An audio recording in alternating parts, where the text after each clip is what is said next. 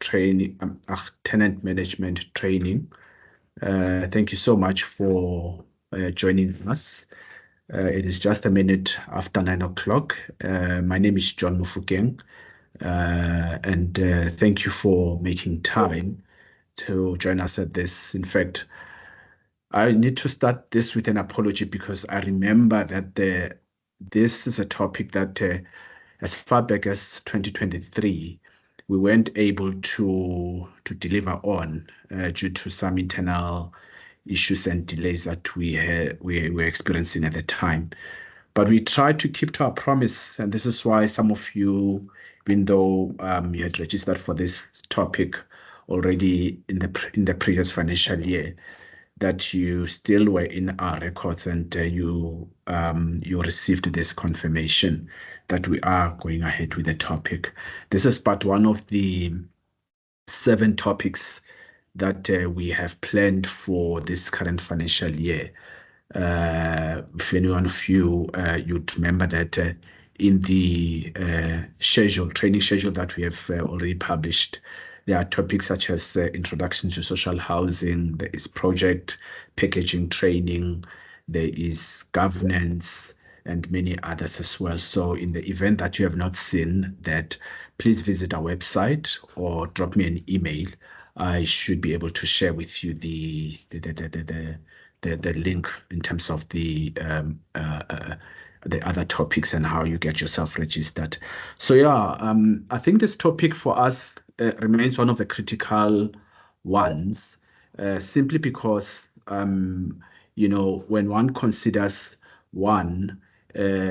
people that want or aspires to be accredited as social housing institutions, which are part of our delivery partners, SHIs. That process of getting you accredited ultimately, part of your application to the SHRA to be accredited goes to or demands that you submit as part of the pack, accreditation pack, application pack, the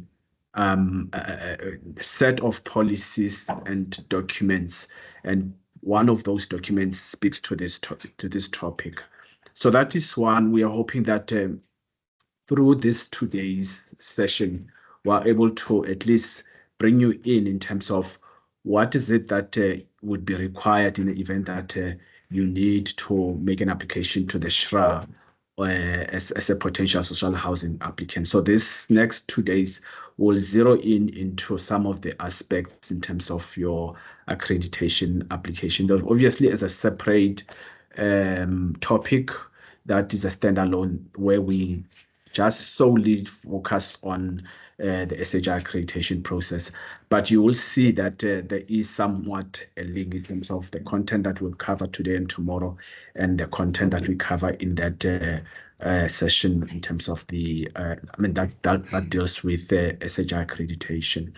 But two, and of importance for us for this topic, is that we take cognizance of the fact that some of you institutions that are already in the program and have stock under management and have tenants in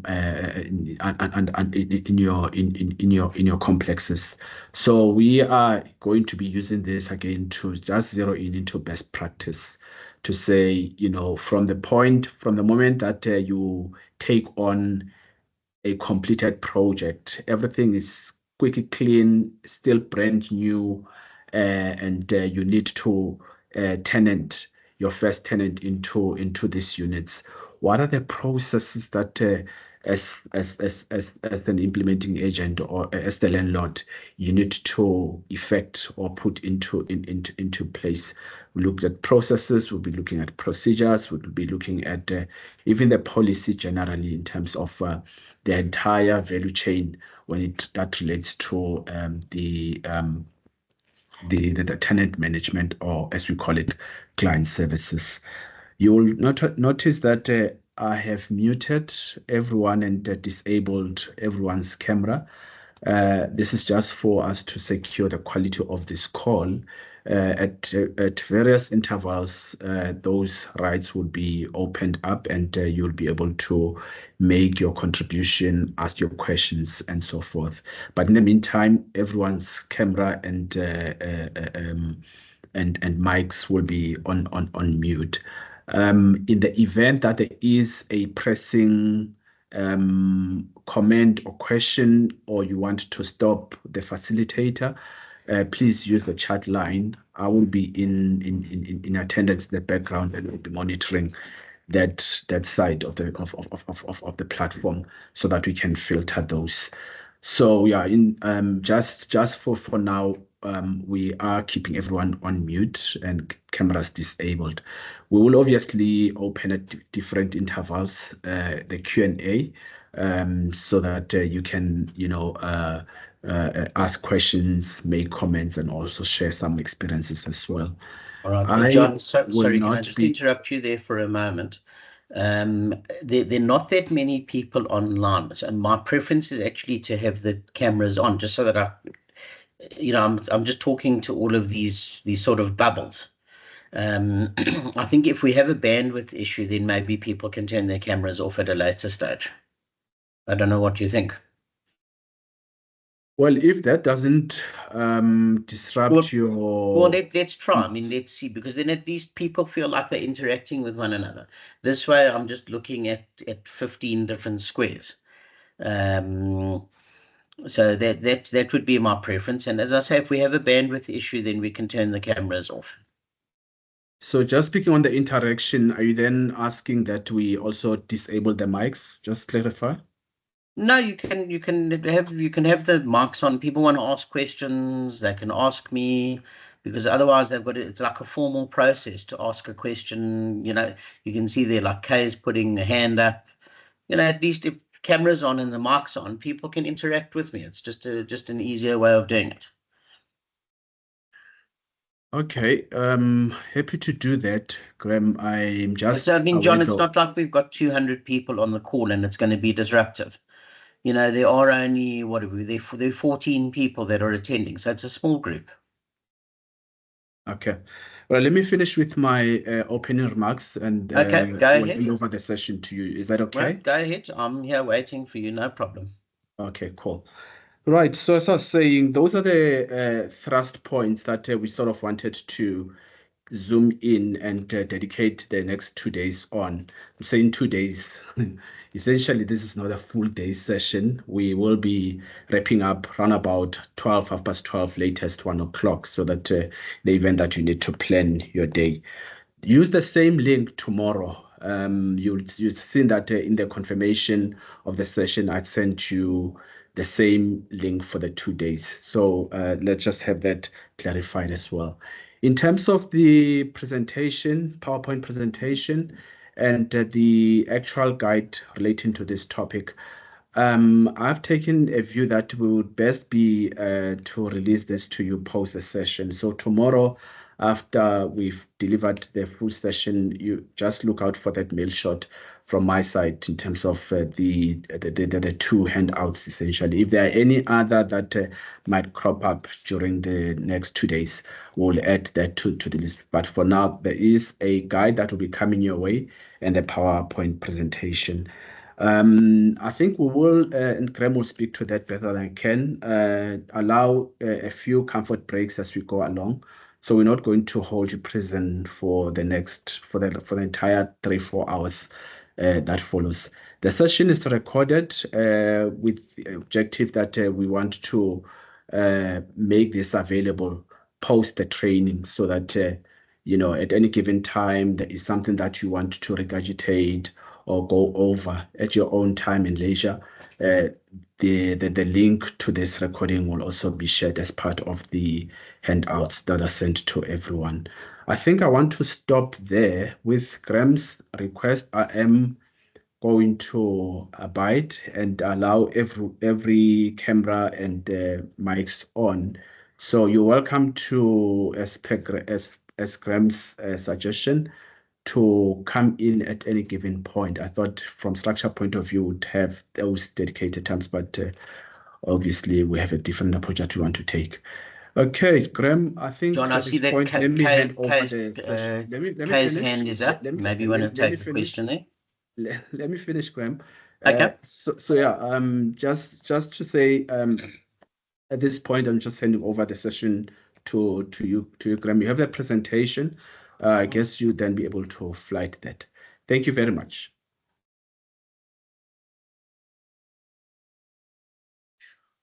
John, is it over to me? Can I take over now?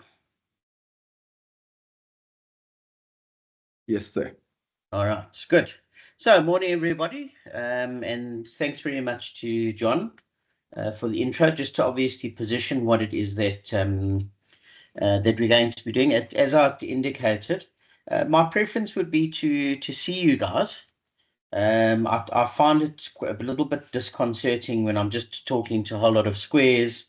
I don't know who's there. I don't know who you are. So if you can, please turn your cameras on. There we go. Even if you're in your car. Thank you. Thank you. Very good. And anyone else, if you can, there we go. You see, and at least then you're also interacting with one another. If we have a bandwidth issue, so then we'll worry about turning the cameras off. Can I just check, and you can just do by show of hands, how many of you are already representing an organization that is accredited with SHRA? So let's see, if you're already accredited with SHRA.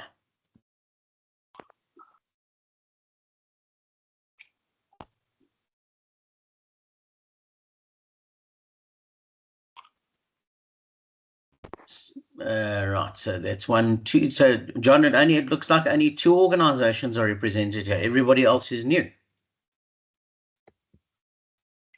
Well, I mean, the question was if you're accredited with SHRA. So I mean, maybe you've been around in the sector for some time. So as John has indicated, the purpose of what we're doing is to give you some insight into client services and revenue process issues. We sort of abbreviate it to tenant management.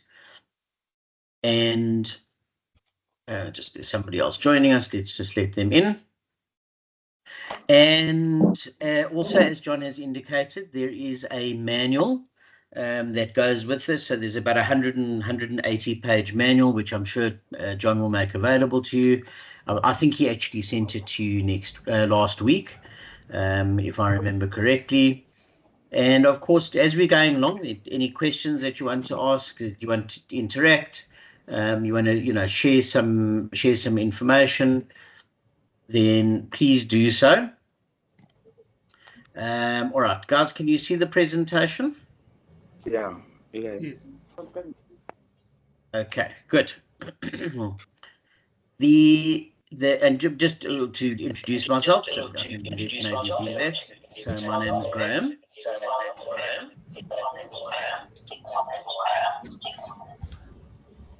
That's that. So my name is Graham J. And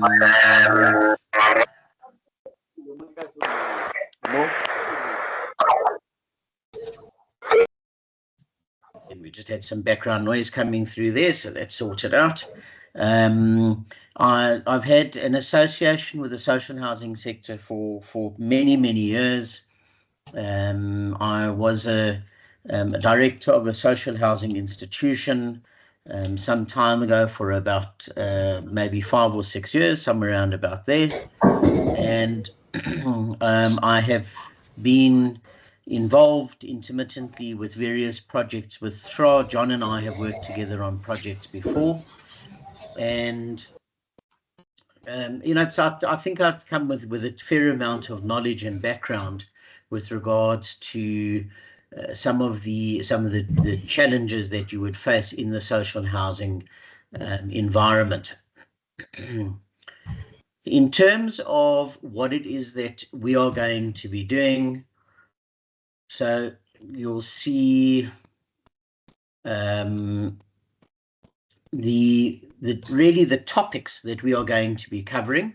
So we're going to be talking about some issues relating to marketing. You'll see I'm going to start off with some marketing research issues that we're going to discuss. I'm going to have a look at the take-on of the tenant. We're going to have a look at some letting issues, communication and liaison, and how that works, consultation, participation and empowerment of both the social housing institution and your tenants, complaints management, conflict and dispute resolution, tenant satisfaction surveys, and then tenant exit. And then a few topics that are not directly mentioned. So, for example, I'm going to talk about things like the Rental Housing Act and the importance of the Rental Housing Act. And you'll see where that I'll do tomorrow and where that's going to fit into the presentation.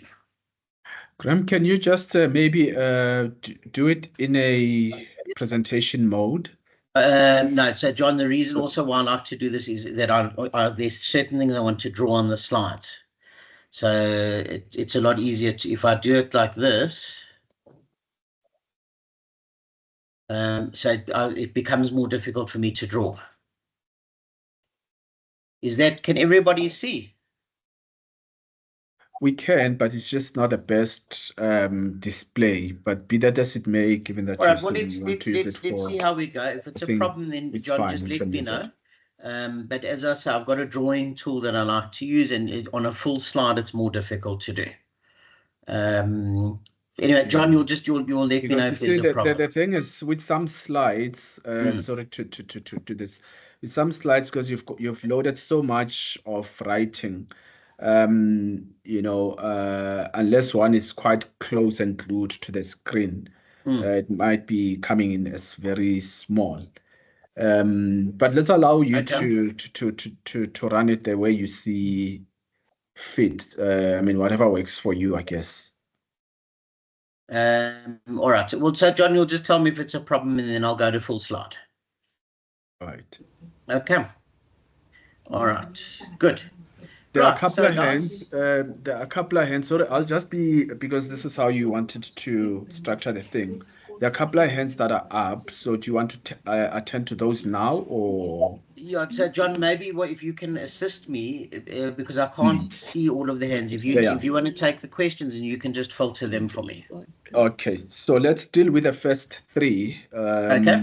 Go ahead. There's K Ndude, and if I'm pronouncing that name correctly, and Phumzile, can only see the name, and Naledi as well in that order. You just unmute yourself and put across your comment or question. John, I think Kay's question is maybe an earlier question, so perhaps it's been answered. Okay, Phumzile. Hi, John. Thank you. Is it possible to actually maybe switch to the slides, Graham, the slides that you want to draw on, only go into that mode, on this current mode, when you're actually drawing, and then rather with the other slides, put in the full presentation mode, because it's difficult to see on our side. Okay, I can do that. I mean, it's not a problem. Okay, thank you. All right, Naledi, if you may, just unmute. Thank you very much. I was going to speak like Phumzile, because it depends on the kind of gadget you use at the moment, and then the letters become small. But it's okay. She has addressed it. I'm fine. All right. I realized that the reason that K, you were not able to come through, I had somewhat disabled your mic. Are you able to unmute just in case there's a different matter you want to put across? K? Hello, can you hear me? Yes, loud and clear. Yeah, okay, no, I'm online now. No, I was having problems with my mic. I didn't realize that you muted me again. Apologies for that. Was there specific questions or comment you wanted to put across? No, there was no comment. There was no question. Okay. All right. Okay. Please let's all lower the hands. Then I think at a certain point we'll also just then open for Q&As as we go along. All right, Graham, over to you. All right, thank you. Right, so guys, our starting point is obviously with the enabling legislation. So in this case, it's the Social Housing Act, and what's of importance to start off with is Section 2, subsection 1, and you'll see that Section 2, subsection 1 clearly indicates that any institution that wishes to continue or carry on the business of social housing must apply in writing on the form that is provided. I think John has addressed that in terms of the accreditation process. So it's a formal process. One can't just start a social housing institution. You obviously have to comply with the regulation. Further to that, what is important are the regulations to the Social Housing Act. And of particular importance here is Regulation 2. You'll see that Regulation 2 talks about various documents that need to accompany your application. And what I want to, you see, this is now where I want to actually draw, is what I want to specifically draw your attention to is, so you'll see it's section 2D and subpoint 3. And you'll see that the documentation needs to include information regarding effective tenant management. So it's part of your application process. You can see the other things that are indicated, the institution's founding documents, your business plan, your operational plans, arrangements for good governance, financial sustainability, and effective property management. As John has also indicated, there is training that you will have specifically around accreditation and the accreditation process. But for those of you that are not yet accredited, or you representing organizations that are not yet accredited, so I want to highlight that's a specific requirement that you have in terms of Regulation 2D3. And guys, you'll also, obviously the presentation that I'm doing is a summarized version of what's in the manual. So you'll see in the manual that I have continued this discussion with Regulation 3, and Regulation 3 then also amplifies this issue of effective tenant management and the types of things that you need to highlight. To SHRA will include things like your staffing resources that you have to deal with tenants, a tenant membership and management plan, systems to deal with tenants, the way in which you communicate with your tenants, the issue of complaints management and exit or termination system. And that's what this presentation is going to be all about, is really to discuss with you all of the various requirements of the legislation or the regulations that accompany the legislation. So you'll see that, as I say, the presentation is really structured around Regulation 3, which highlights what the requirements are in order for you to obtain your accreditation as a social housing institution. So the starting point is going to be the marketing process broadly that you're going to undertake. You can see that I've indicated more specifically, as opposed to marketing, is that the start of the process is market research, and you obviously need to understand your market. There are a few reasons that are important for this. Let's just highlight for you here. So you can see the target market, the location, the economic conditions of the area and competition. You obviously want to develop social housing projects in areas that require those social housing projects. It would be really fruitless to develop social housing projects in areas where they are not required. You know, you're going to have challenges with, for example, things like land costs. So, of course, in certain areas, your land costs are going to be much greater than in other areas. And you'll see that a little bit later, we'll talk about the breakdown of the, so that's in fact, shortly, we're going to be talking about that, the breakdown of the social housing target market that one would be targeting with these various social housing developments. So that's really going to be your starting point, is to do your market research. And then, of course, once the development is developed, so you will have to undertake additional marketing in order to market the units that you have available for rental purposes. And that we'll talk about also a little bit later on. So the results of the market research, as I've mentioned to you, going to obviously inform the development that you're going to put together, the way in which the development is going to be structured.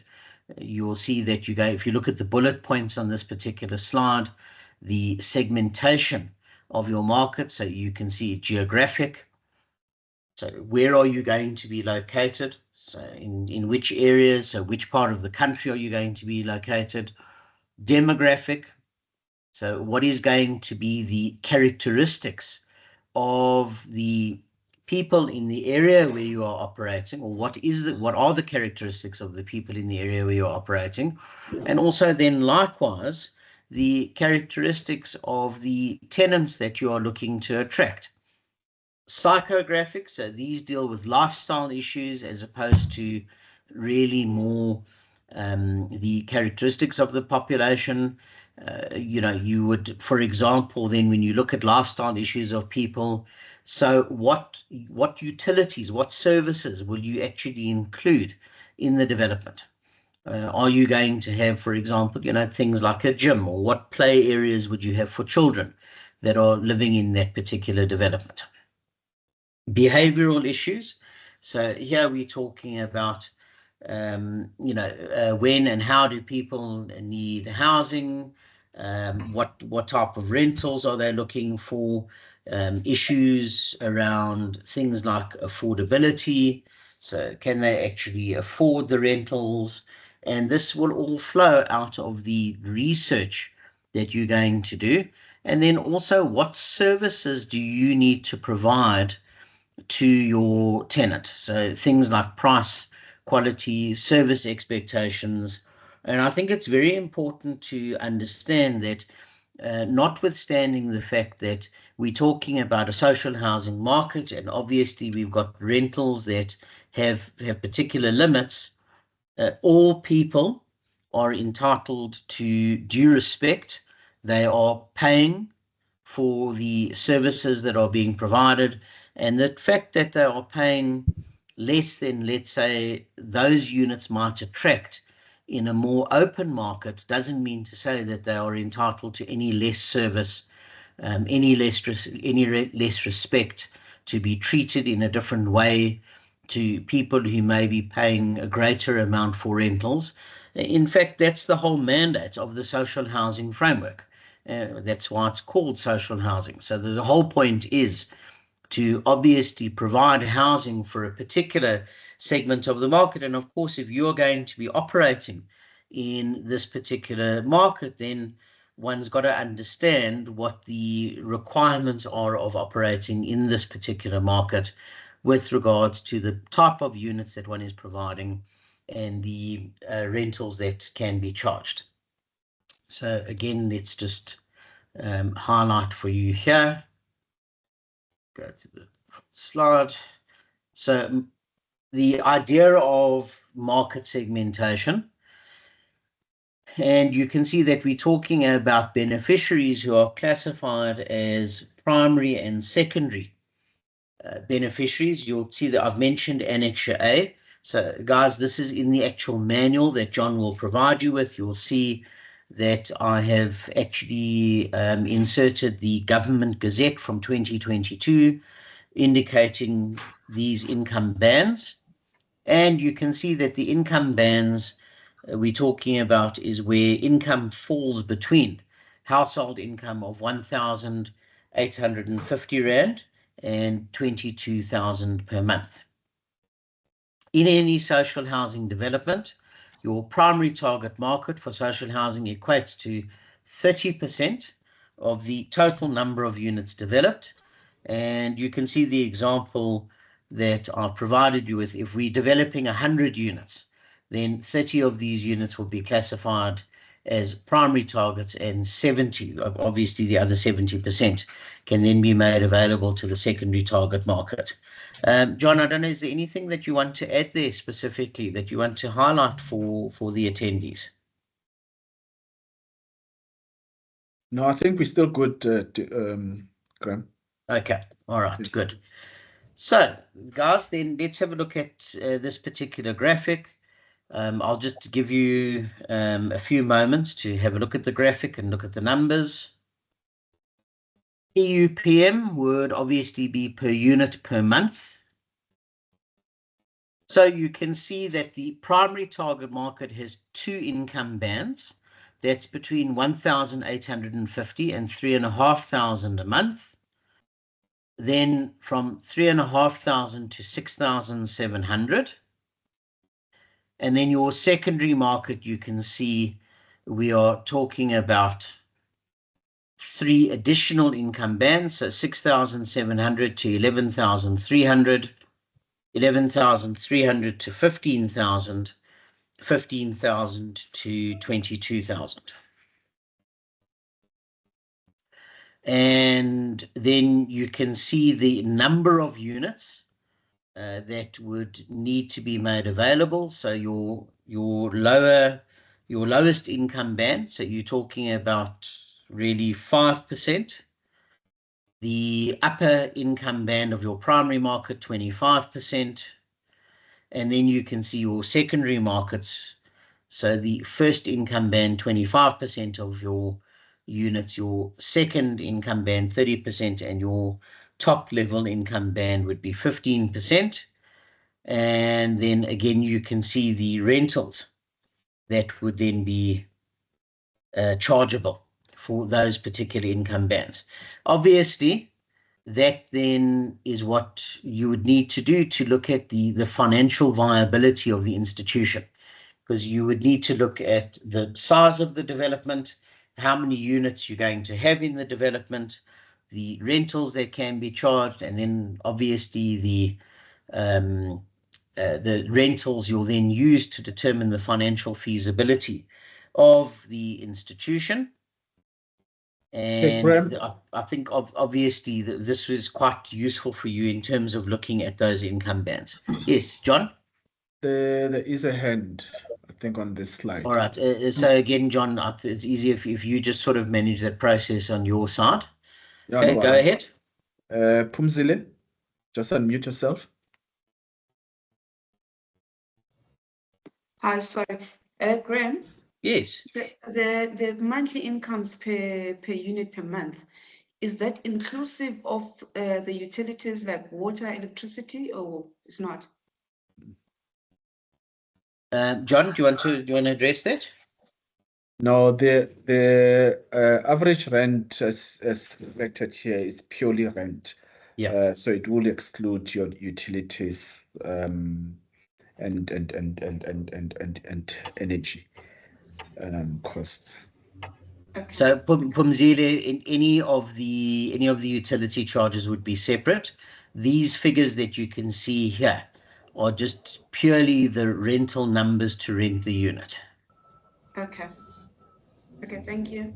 So Phumzile, you can obviously see in your primary market, if you look at your bottom income band, so that's obviously very challenging for those families, because if you've got an income of between 1,850 and 3,500, even if you look at the minimum rental of 500 per unit per month, so you know it's obviously not leaving very much money over for other costs that need to be incurred for the occupants. but you know, Phumzile, obviously there's only so much that you can do as a social housing institution in terms of what it is that you're able to offer. Okay, there's another hint. If Phumzile is okay with the response. Karisha, let's take you. Yes, I am. Thank you. And then after, That's fine. Thanks, after John. that, cool. After that, we'll just allow UK to come through and Naledi as the third. Just unmute yourself, Karisha. Thank you, John. I hope everybody can hear me. Graham, thank you for the information that you supplied so far. It's quite informative. But since we are on this specific slide, there is a question that came up recently. And the reason why I'm posing it now is because it seems like there's a lot of confusion around the rental split, and everyone obviously seems to have a different notion of how the split should take place. So I just need some clarification on that. So say, for example, I have a 100-unit development, and obviously your primary market and your secondary market is set. It's 30% and 70%. You can't change that. But in terms of your development, so if I'm proposing only 2-bedroom units, how then do I split, or how then do I determine what the rental should be for those units? What is there some specific formula that is calculated? Because I mean, how do we avoid things like tenant boycotts? When people say that, listen, but how are you paying a certain amount? For example, in the primary market, I'm paying 722 Rand for a 2-bedroom unit, whereas in someone from the secondary market who's paying for 2,790 Rands. What differentiates the unit size? Is there a differentiation, or is there a requirement in terms of unit size, or in terms of the unit facilities to determine what the rental should be, or is it only specifically for based on your salary? That's basically my question. Karisha, I'm thinking that the answer to your question actually lies in the question itself. The one point that you've raised is about rental boycotts, and then how obviously do you avoid rental boycotts. So by developing a development that is only 2-bedroom units, and then you've got exactly the problem that you are talking about. Are you not then creating that problem for yourself by only developing 2-bedroom units, and then you land up with this issue of some people are paying 700 Rand for a 2-bedroom unit, and some people are paying 4,500 for a 2-bedroom unit? So does that then not mean that you need to do the development with the unit sizes in order to accommodate the difference in the rentals? So partly, I mean, what Karishna is asking, actually, Graham, I think we deal with it in the project packaging, and she's right. There is that potential of a rent boycott, because when two people staying in the same similar unit and having to pay different rentals, that kind of brings in that instability. And I think what we've always picked up and put out in the sector, really, Karishna, is the fact that as a developer, there needs to be care in terms of the differentials, in terms of, for example, the design of the units. So units where someone pays less could expect less in terms of the finishings, as an example, and things like that. Then that at least gives you the leg to stand on when such matters are brought to fore, to say, why am I paying more for the same unit? And then you're able to point out that this one has a granite top and has a stove, as an example. So, but I think in detail, something like this is dealt with in the project packaging training. Hope that helps. Yeah, so Karisha, that's the point I was going to add on, is that you know, there's obviously some advantage of having different size units, because also the different size units, you can have a varying amount of occupants. You know, you can only have so many occupants in a 1-bedroom as opposed to a 2-bedroom. You know, you would normally work on 2 occupants per bedroom. And Carisha, I think, as John has mentioned, that the way to manage that process is to look at the quality of the finish. So the units where you're going to be generating higher rentals, you can have a better quality of finish as opposed to the units where you're going to have lower rentals. Let's then take Kay. My question is in regarding to the rent calculations. I was just thinking, Apologies, Kay. I'm just not sure where the sound is coming from. You see, Graham, There's a lot of background noise coming from behind. So I needed to unmute everyone so that we allow only those that need to come to the because it's hard. John, I think I've fixed the problem. I think it was coming from Sophie, so I've put Sophie on mute. Kay, sorry, go ahead. Sorry for that. Yeah, my question is in regarding to rent calculations, because rent is calculated based on your gross income, and most of the time, some of the issues that we get is people telling us, why don't we use the net? Because now, you know, all these other costs have already been deducted from their net. Or, you know, they've got all these other extra costs in terms of paying accounts and all that stuff. So my question is in regarding to the rental calculation using a gross instead of net. Well, I mean, that's how it works, is that you use the gross income. I mean, I understand the point that you're making, is that obviously your net income is what's disposable. But that's not how the policy works. So it works on gross income, and these calculations are based on monthly gross income. Okay, I can tell you that the banks, for example, generally also work on, from a housing perspective, no more than 1/3 of monthly gross income. So, John, do you want to maybe address that a little bit more? The point that Kay is raising, would it not perhaps be more sensible to use net as opposed to gross income? Yeah, I think this is a subject that I think you've addressed adequately at this point. Yeah. I mean, in terms of policy, one's rent has to be calculated on gross and not net income. Yeah. Obviously, there will be those that take that chance and wants to sway things the other way. But that's what the policy says. Naledi, I think you were the third person on the. If you just unmute yourself.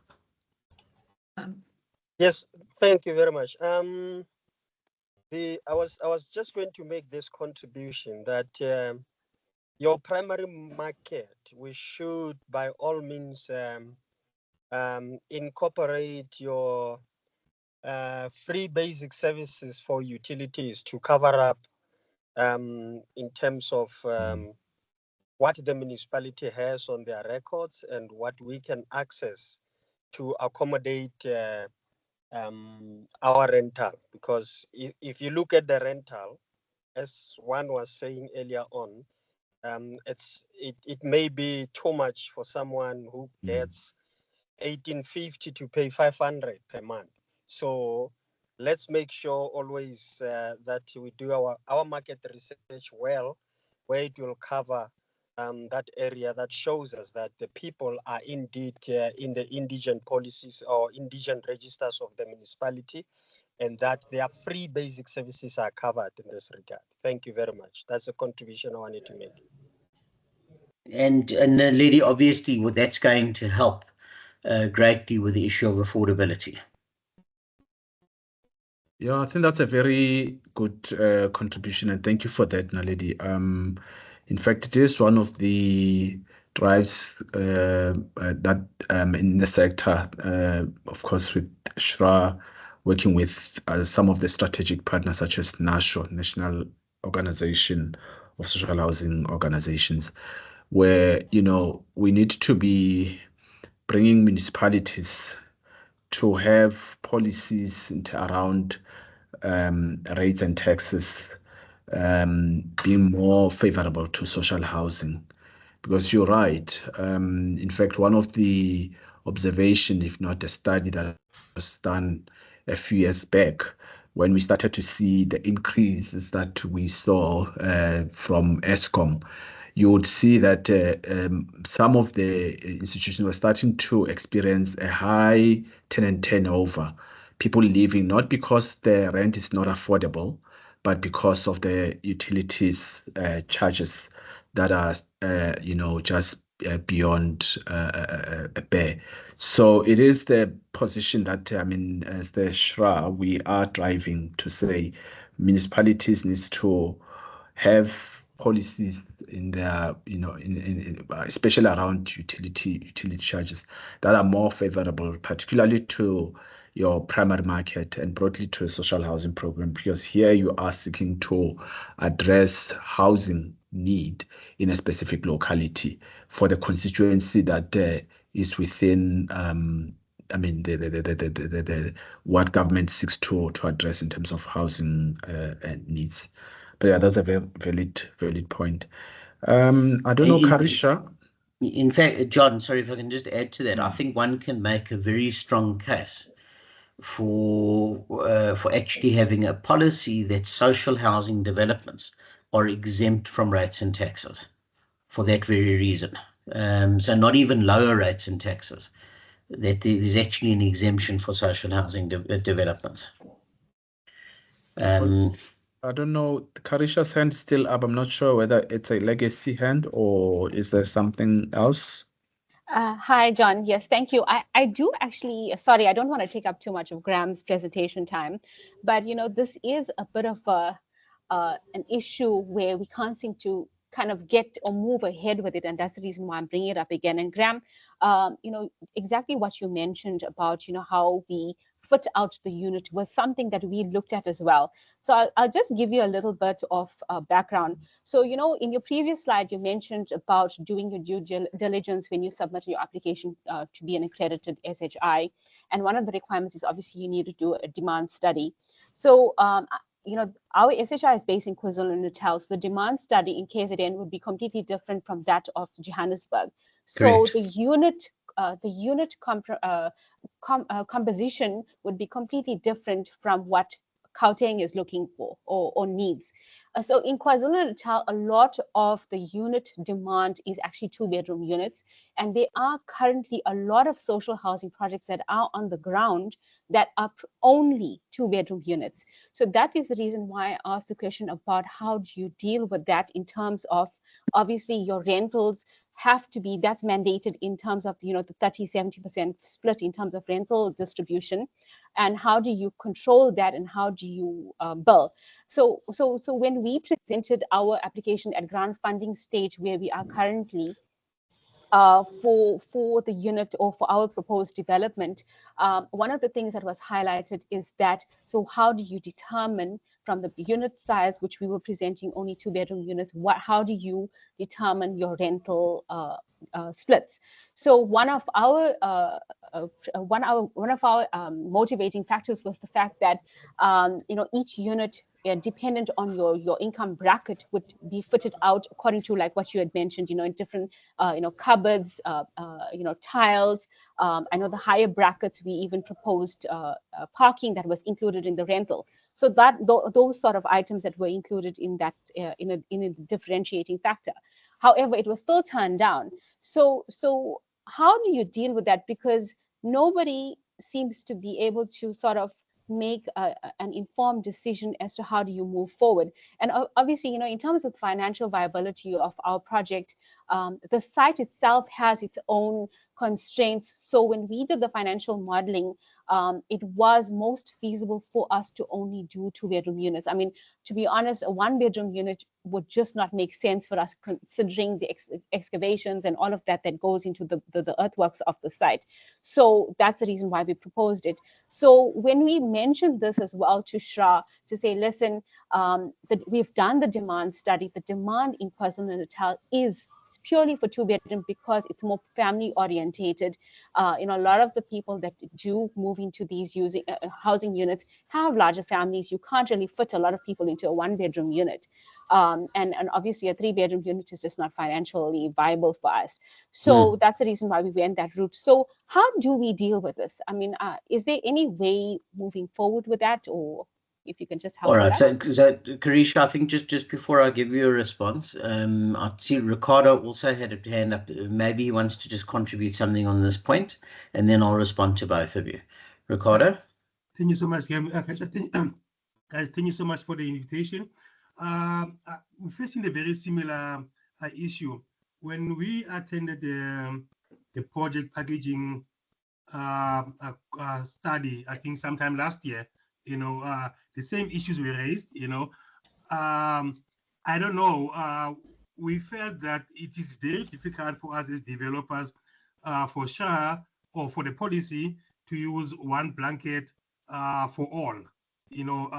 Demand studies, they differ, and also I think family structures and everything else, even sites, they differ. So that's what I wanted to ask even initially.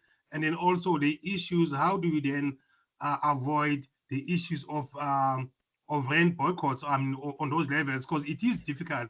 You can put as much as you want, the features and fittings, but the space, 2 bedrooms is still 2 bedrooms according to our market, and then also how then does SHRA assist our market, to understand the space that they are in is actually social housing, so that there is no concept that I'm paying more than the next person, and the next person has the 2-bedroom and I have the 2 bedrooms. Because I'm ultimately it goes back to that psychology of not understanding where they are, and then how does SHRA then assist us in assisting the clients, to understand that basically this is not your, I'll call it your normal traditional housing market. It's social housing, meaning sharing, meaning subsidizing each other and everything else. How do you go about that? But I do I share the same feeling. We tend to be busy with the same. Ricardo, yeah, we just lost a bit of your sound there. We are trying to be busy with a similar project or a project in the Cape, in Paternoster, but those projects is not a single homes, and then also according to policy, if I'm correct, they're saying even if you do have all 2 bedrooms, a certain percentage of those units must still be accommodated by the primary market and so forth, and so you can't get away with that.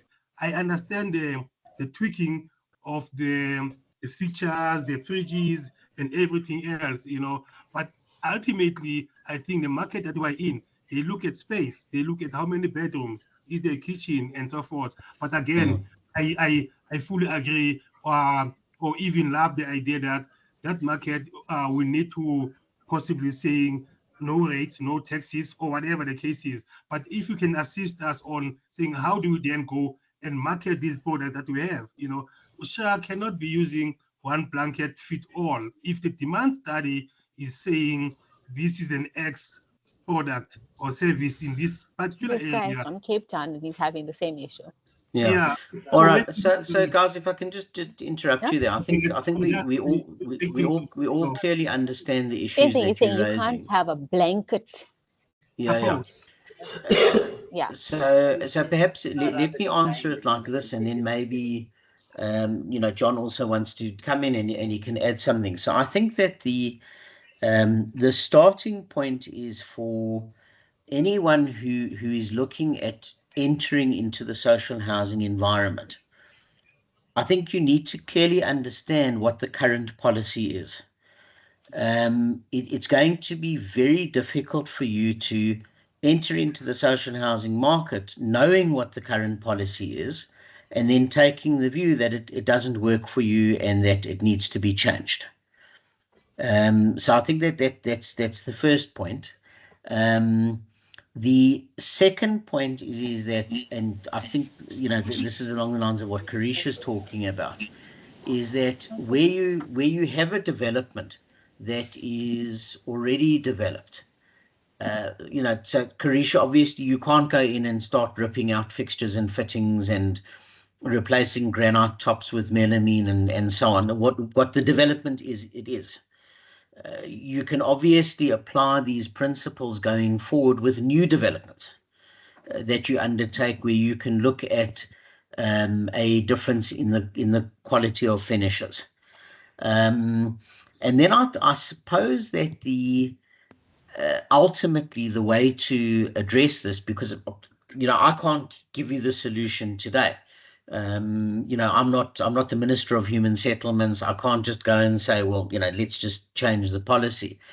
But I suppose that the way to approach this would be through channels like this. You know, you've got people like John, who is a very, very experienced social housing practitioner. He's been in the social housing environment for a number of years, and obviously your you know, communication that you have with SHRA is to have those communications with SHRA that, you know, perhaps what needs to happen is that policy needs to be changed, because a one-size-fits-all doesn't work. And both Carisha and Ricardo have, you know, clearly obviously articulated the problems with a one-size-fits-all approach in their respective markets that they're talking about. Carisha was talking about KZN, and Ricardo, I think you were talking about in the Cape, in Paternoster. You know, guys, it's obviously a policy issue to try and have this one-size-fits-all approach, because clearly it's not going to work. You know, so you have a policy that says, right, you need to provide X percentage for this market, Y percentage for that market, Z percentage for that market.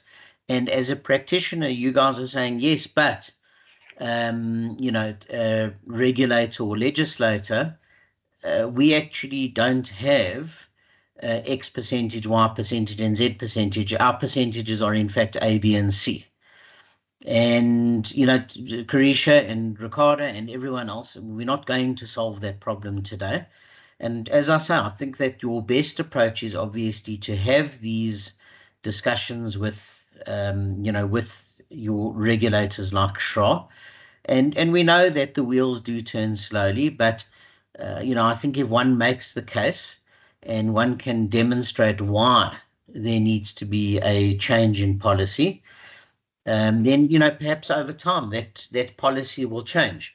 So Carisha and Ricardo, I know that doesn't help you right now, this second, if you've got like a looming rental boycott on your hands. I understand that. There's not really more substantive input that I can give you. John, I don't know, is there anything that you want to add?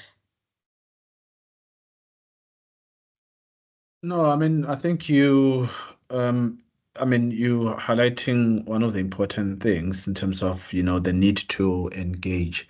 But I think as I'm just listening to this, it then starts to delve into the packaging of individual projects. And bear in mind that each project is approved or declined on its own merit. So even though one wants to say this is a one-size-fits-all kind of a blanket approach, projects are dealt with and approved or declined based on individual merits. And I think quite key part of the solution that we need to be punching on, and I was hoping that in this session, these are some of the things that we'll touch on, is that tenancy training of your tenants, to get your tenants to understand what an animal social housing is, and therefore what is it that they're buying into. I mean, one of the participants hinted on an understanding of a cross subsidization, an understanding of the designs by the developers or delivery agents themselves. So the merit of aspects that need to come to fore in terms of solving around this issue. I don't think it's just purely a policy change, if any, that needs to happen. I would want to know, but I guess this is not a platform to just zero in terms of, for example, Karishna's project. What was it that made your project to be declined? Because I suspect there could be much more than just how you laid out your proposed rent house for the specific development. But yeah, I don't think we'd have all the time to discuss and zero in into specifics around individual projects at this stage. John, if I can maybe suggest for Carisha and for Ricardo, perhaps they can contact you directly and pick up this conversation with you. All right, I think that would be the sort of the best approach. Yeah, so look, guys, I think sorry, Ricardo, go ahead. I was saying, thank you for that. Thank you for that. So I think that, and for anyone else, look, as I've indicated, John is a very, very experienced social housing practitioner, and I think that if you were to contact John with your query, he might not be the right person to address your query, but he'll direct you in the right direction as to how to address your query. And I think that that's obviously the important thing. Yeah, look, we understand that policy is never perfect. Okay, it's never a perfect animal, and we obviously have to, we've got to, to work within the realms and the ambit of what we currently have. So John, I think maybe what I must do is, if I finish this section and we can have a short break if people want to, can I carry on? Yeah, I think let's proceed. There aren't any hands on the thing. Okay, good. So guys, obviously this is part of what we've been talking about, is the market segments and who fits into those market segments. And you can see the various criteria that we've identified. So the target market size, how many tenants do we have within that particular target market? As Karish has indicated, the uniqueness of the KZN market where they operate is that the greater demand is for 2-bedroom units because of the size of the family unit. The attractiveness of the target market. So really what we're saying there is that in the area where you want to do your social housing development, do we have sufficient population to support that particular development? Generally, I don't think that that's an issue. I think we probably have way too much demand and not enough supply. A fit between the target market and the SHI ABC. So guys, you'll see the example that I've used in the manual is social housing institution ABC. So that's really what I've called it. So a fit between the target market and the social housing institution skills and resources. And you'll see that the explanation that I've given you in your manual is to say to you that if, let's say, you come from a private sector development background and you're now entering into the social housing market, one's got to be very careful about saying, well, we know how to do developments. Okay, we've done X number of developments in the private sector. We need to be very, very careful that we understand that the social housing market is a different market. It really is a different market.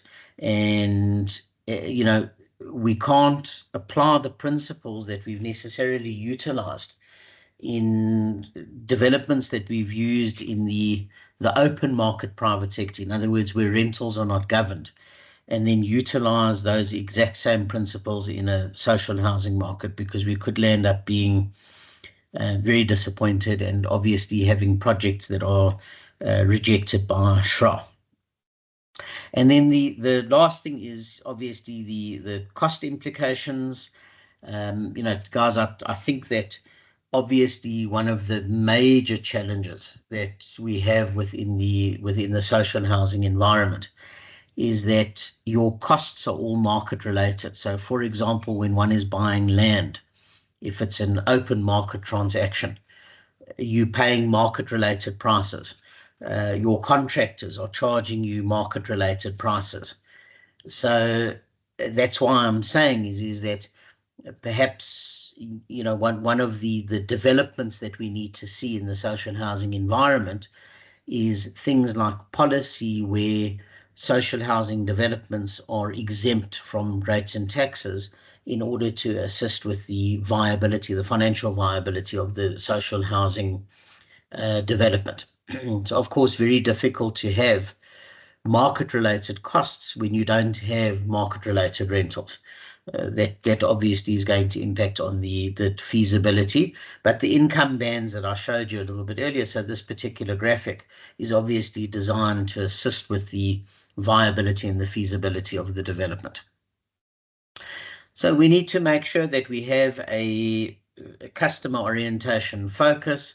Those of you that have studied anything in marketing before, you'll know that we talk about the 4 Ps, and you'll know that the 4 Ps are product, price, place, and promotion. So you'll see in this case, we've replaced the P of place with people.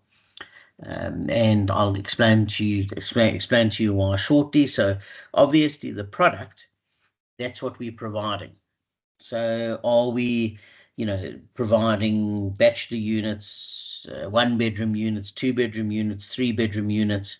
And we've obviously heard Carisha talk about the attractiveness of 2-bedroom units in the market where she's operating. And sorry, excuse me, then of course things like recreational areas, playground areas for kids, washing lines, what security we might provide. So this is all part of the product. Price is obviously what we are charging. And again, if you think about the graphic that I showed you a little bit earlier, promotion. So how are we going to go about actually promoting our product? And you'll see I'll give you some suggestions shortly. And then people, obviously what we're talking about is the people that are doing the work for us. So we need to have people that are working in the social housing institution that are very customer focused. Again, as you know, as we've indicated, we're talking about a particular market where incomes are lower than might be in other parts of the rental market. People are still entitled to be treated in the same way as if they are paying a rental of 15 or 20,000 Rand a month. They're also working hard to earn their money. They're also entitled to be treated with the same level of respect. So just obviously some ideas, and I think these are pretty straightforward with regards to the media that can be used. So you can just obviously have a look at that. So I think there's obviously everything there is you know, it should be very familiar to everybody. And of course, the idea is that what we want to do is we want to use media that is going to be accessible by our target market. So we obviously want people to know that these developments are taking place. Again, as I said, I think that in most instances, we know that there's far more demand than there is actually supply. Yeah, as I said, I think all of these different media sources should be fairly straightforward and recognizable for all of you. I just John, yeah, I think there's a hand there. I can see. It's actually mine. Yeah. No, as I looked at this list, and I'm just interested to hear, particularly from our colleagues in the public sector, anyone from the municipality or province. Hilda, you are here. Maybe you could also assist us here. So ordinarily, government also has what they call a housing waiting list. And I'm not sure to what extent social housing institutions, ODAs that have new social housing stock coming online, even interacting with that list as part of the part of their marketing and sourcing the tenants from, if you know what I mean, Graham.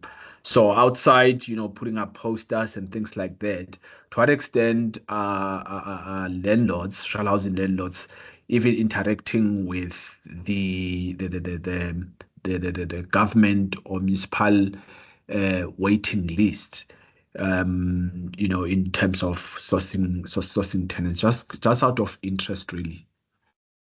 And so, guys, I think that's the question, obviously, that John's asking all of you. Phumzile? Phumzile? Yeah.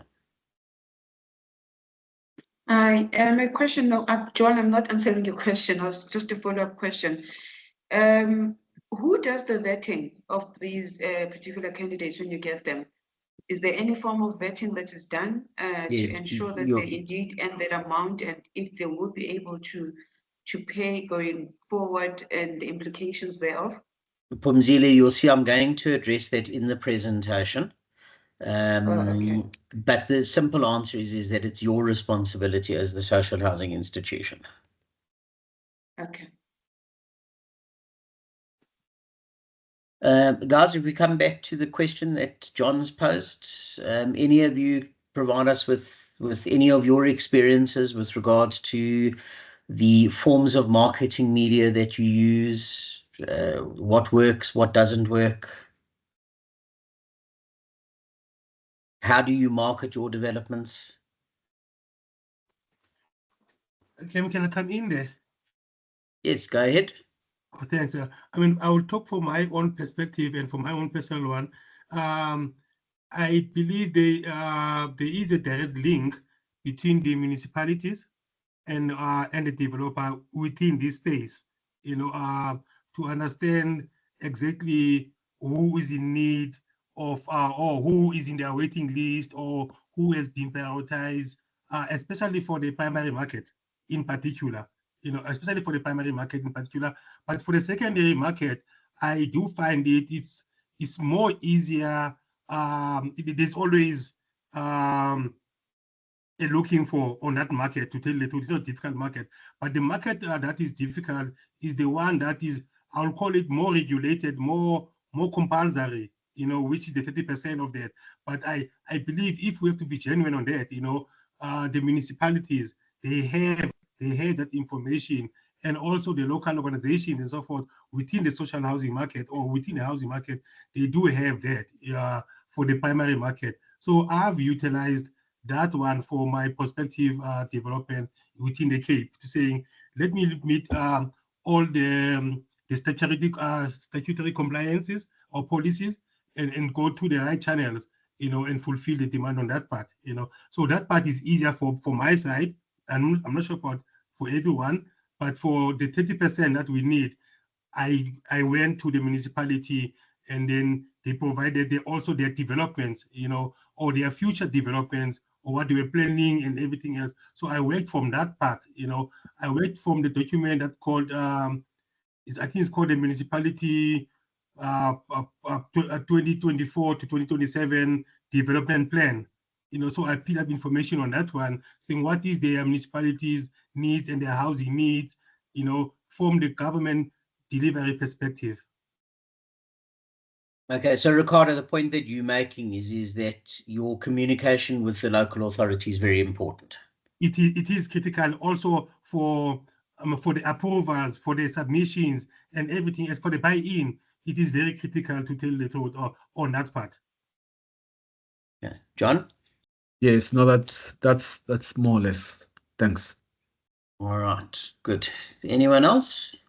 Okay, then let's carry on. So we're nearly at the end of this particular section.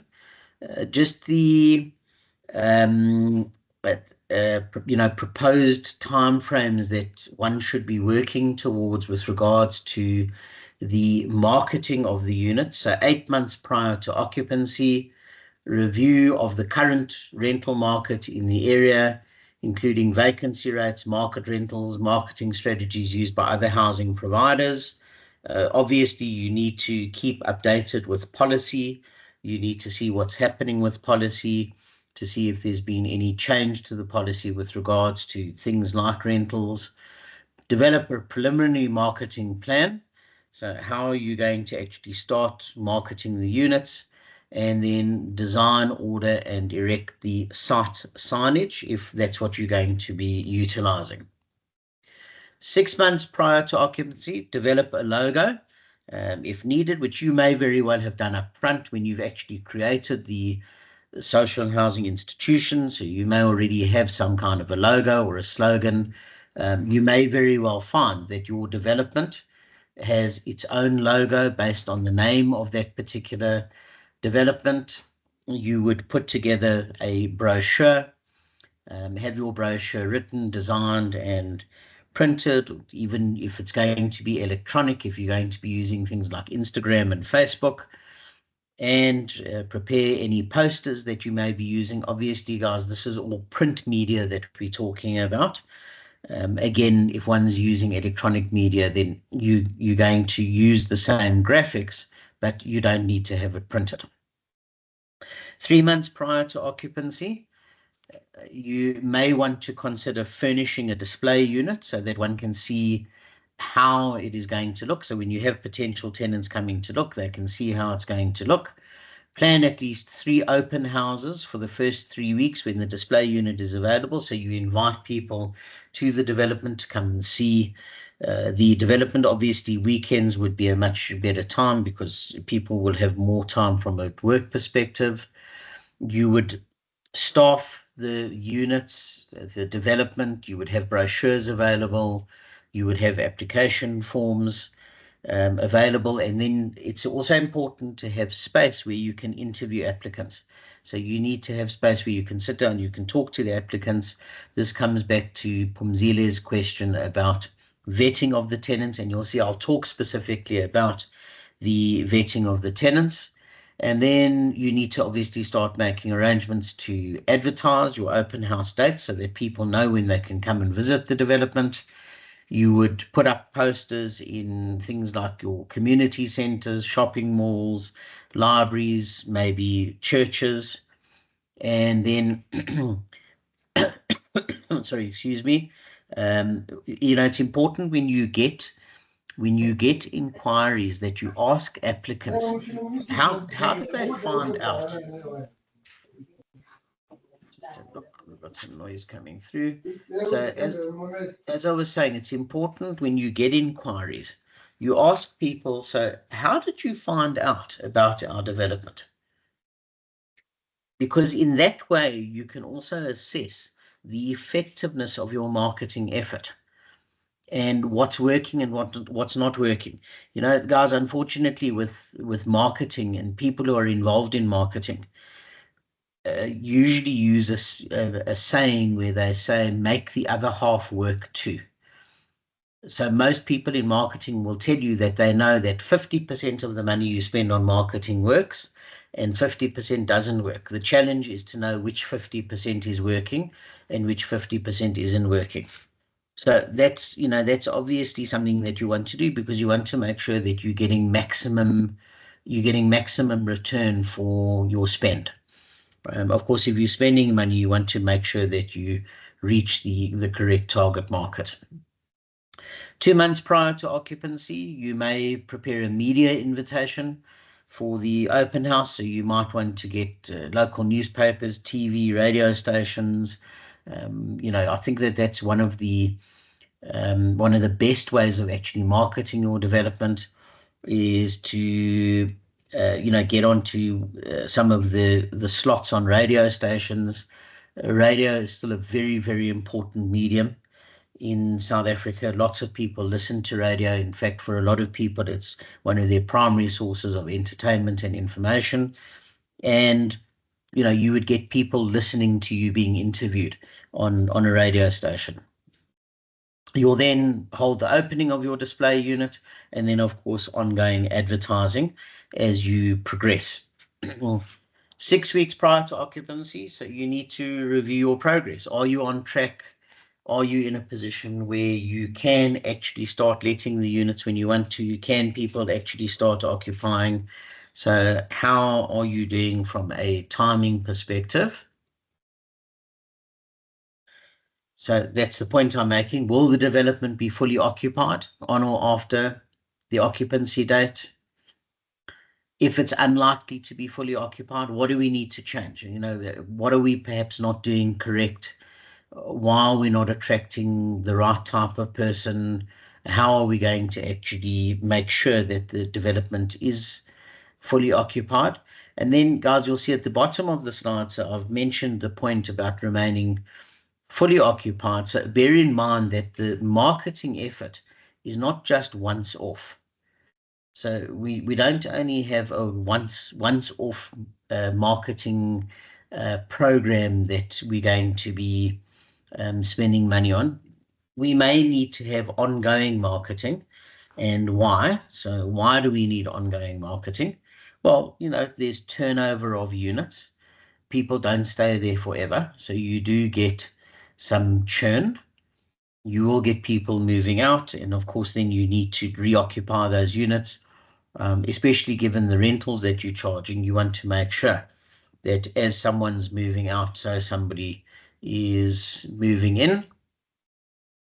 And then, guys, you'll see in the actual manual, I've given you quite a lot of these templates in order to summarize the content for you. So this one is, for example, for a marketing budget. So you can see the different components in the first column. So if we look at advertising and questions to consider, what is the best publication to advertise in? What size of advert do we require? What is it going to cost? How frequently should the ad appear? And then in the third column on the right-hand side, obviously we can note all of the different costs. Then signage, do we need a sign? Okay, what size sign do we need? Telephone inquiries, do we need a separate number specifically for that particular purpose? If we've now got a cell phone, so what is that going to cost? You, of course, want to make sure that it's also not abused, that people are just phoning out whenever they feel like it. Brochures, so what kind of a format would work best? Can we prepare the brochure, or do we need a professional in order to help us? So we can maybe print it ourselves, or do we need a professional printing operation to do that? How many copies of the brochure are required? What about posters? Do we need posters? Our display unit, do we need to furnish it? If we are going to furnish it, so what's it going to cost? Bear in mind, you can rent furniture, so you don't need to buy the furniture and then you're stuck with it forever. So you can actually rent the furniture. And then, of course, you can add up all your costs. So you'll see at the bottom here your total cost, and you can then determine what your marketing budget is going to be. And then finally in this section, just to highlight for you what management would be responsible for from a marketing perspective, and your staff. So management would be responsible to develop and review the marketing and communication policy, develop and review the marketing material, make sure that the market demand survey is undertaken, and your tenant satisfaction survey. You will see I'll talk about that in one of the later sections in more detail. And then your staff working for you, they would receive calls from prospective clients. They would record all of the calls. You would want your staff to make sure that they are properly recording all of the calls, because you want to know you're spending a certain amount of money on advertising, and then what calls are you receiving and what feedback are you getting? So what are people saying about the development? You know, especially if you're having problems not actually tenanting the development. So you want to know why. So why is that actually happening? Referral of prospective clients to your letting officer. So that person, again, to come back to Pumzile's question, that person is going to be responsible for assisting with the vetting process and procedure. And then, of course, receiving prospective clients, so people who actually come to the development. You need people to physically be there, and then recording of the prospective applicants' details. So just to give you an idea as to who's going to be responsible for which part of the process. All right, are there any other questions that people want to ask about this? Well, on the chat line, I see that Tami Maseko has asked, I have a land I guess in an urban area in Pretoria. I need someone to work with in developing. Okay, Tami, I think if you make contact with us, there are colleagues that manages that process in terms of potential projects being brought into the system. Neo asked whether the recording will be made. Yes, it will be one of the things that we send to you as handouts at the end of tomorrow's session. I just wanted, though, to just indicate, given the last section that we've covered, Graham, that quite linked to this process is also a grant that the SHRA administers, for especially new projects that are coming online. For those ODAs or social housing institutions that are developing their first, even second or third project, wherein they still are below 1,500 units under management. So there is this grant money that one can actually apply for, called the Staff Gear Up Grant, because bear in mind that this is the phase where you are gearing up capacity as a social housing institution or as a social housing landlord. So there is the grant money, to the tune of about R500,000, 500,000, that one can apply for as you come to this stage of the development. It's purely to assist you with costs such as your staff costs, those initial staff costs, wherein you need to have in place, your client liaison staff, your credit control staff, your facility management staff, your leasing and letting staff, and things like that. So it will then take care of the salary bill of those that staff layer. It comes from a basis that at that point we appreciate that you have not as yet realized your first rental incomes to be able to offset some of this cost. So there is this grant money that the SHRA can consider and approve for a development wherein you have come to that stage. But just as I say, it really comes in at the point, or the application thereof comes in only at the stage where you have at an advanced stage of construction completion, and you are about to take on the units. There are a couple of hands that I see have come up. Let's take Ricardo first, and Phumzile next. Please unmute yourself, Ricardo. Thank you so much, John, for that. What I wanted to find out, I think I should have raised earlier on, is the issue of, I think they've mentioned the issue of special development zone, that the project must be in that particular area. Is that so, John? Am I correct? I must have missed that, but yeah, any social housing development has to be in a gazetted restructuring. They call them restructuring zone. Yes. So there's a list of those zones that have been gazetted by the Minister of Human Settlements that we can avail.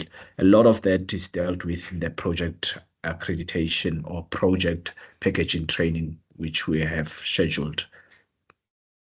Was there a specific question on that? If the project is not on that particular list, however, the demand study shows the demand for social housing and everything else, what does somebody else do in that case? If it is not on the restructuring zone, or not even next to a mega project, then what does somebody do in that particular case? If the demand study or feasibility study has been done to ascertain that there is a demand for that particular a product. Yeah, without taking much time, sorry, Graham, just No, adjusting. I think it's an important question that Ricardo is asking. Yeah, the process of getting an area gazetted as a restriction is a one lengthy process. Starts with the municipality and the council taking a resolution that they want to gazette an area. Obviously, some of the consideration in making that taking that resolution would be the demand. What are the development trends and the demand in a specific area? That alone is a lengthy process. And the entire process, in fact, from A to Z to the point where the minister gazettes an area, sits outside the SHRA. So the municipality has to identify and take a resolution through council to gazette an area. Province has to assist with the technical aspect in terms of, taking consideration of your demand and many other factors as well. And that submission, which is an application, would then be made to a certain directorate at National Department. I'm trying to just summarize a very long and lengthy process. So that's what it follows. SHRA is unfortunately unable to touch any project that is not in a restriction. I think there has been an era of similar nature, and audit came quite heavily on us, particularly with the one or two projects that were approved for some reason, and though it was discovered later that that project was actually not in a restructuring zone. So that process has to ensue and be completed before we could actually say, let's actually devote some resources and investment in terms of that the project. I hope that helps. And it does. Thank you so much, President. I appreciate it. Thank you so much for that. Yeah. One more last question, which is relating to the marketing and the management of the rent boycotts. Is the housing tribunal involved in this processing of the attendant collection and everything else, or is SHRA also part of the whole process when there are issues within tenants, or is it the housing tribunal? And then also, what will be the process of eviction? So Ricardo, can I say to you, this is something that I'm going to talk about more tomorrow. Okay. But I think, look, in simple terms, if you're having problems collecting rent, the province is not going to intervene on your behalf. We do have things like a Rental Housing Act, and one could then, lay a complaint with the Rental Housing Tribunal, and you would then follow the process that's laid out in the Rental Housing Act. Okay, thanks for that. Okay, I'm going to just try and deal with the last three questions that are on the chat line, and then we can just adjourn for a leg stretch. Nobile is asking, how long does a grant take care of? Let me repeat. How long does the grant take care of the staff bills, etc.?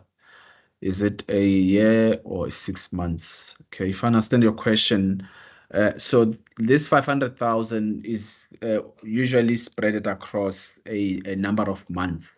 Obviously, that goes into how you forecast your tenanting in terms of, let's say you have 100 units to tenant, and this is going to take you, according to your forecast, a 6-month period. So we'll then spread that 500,000 over a 6-month period, or however long you have projected the tenanting process to take you. I hope that helps. I think the most critical thing is what I indicated, that your application for the staff gear up would only be considered at a stage where the development is at an advanced stage and you are ready to take on 10 those units. So would not upfront consider and approved the staff gear up if you still are at construction stage or even at concept or planning stage. The second, or not just a comment from Naledi, just saying the grant would help greatly in terms of the newcomers, absolutely.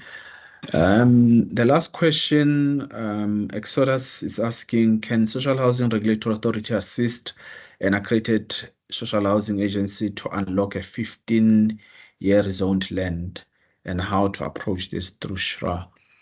I think if I'm answering your question, Exodus, I think Paul delves into project accreditation. So other than the training that I would recommend that you enlist for, I think make contact with our colleague, and I'll just share with you the contact details on the chat line. There are colleagues that are responsible for this process of getting a project accredited. And these are one of the areas that they would look into in terms of the zoning of that specific land parcel and. John, and I think the point that you've also made very clearly is that the land has to be located in a particular area. Yeah. All right, Palisa, to your question, if you go to our website, there's a training on how to get accredited as a social housing institution. It will be similarly structured as this one. It's a 2-day training. If you can just go on our website, the training page, and register for yourself to participate in that one. I think that's long and short. Is it okay?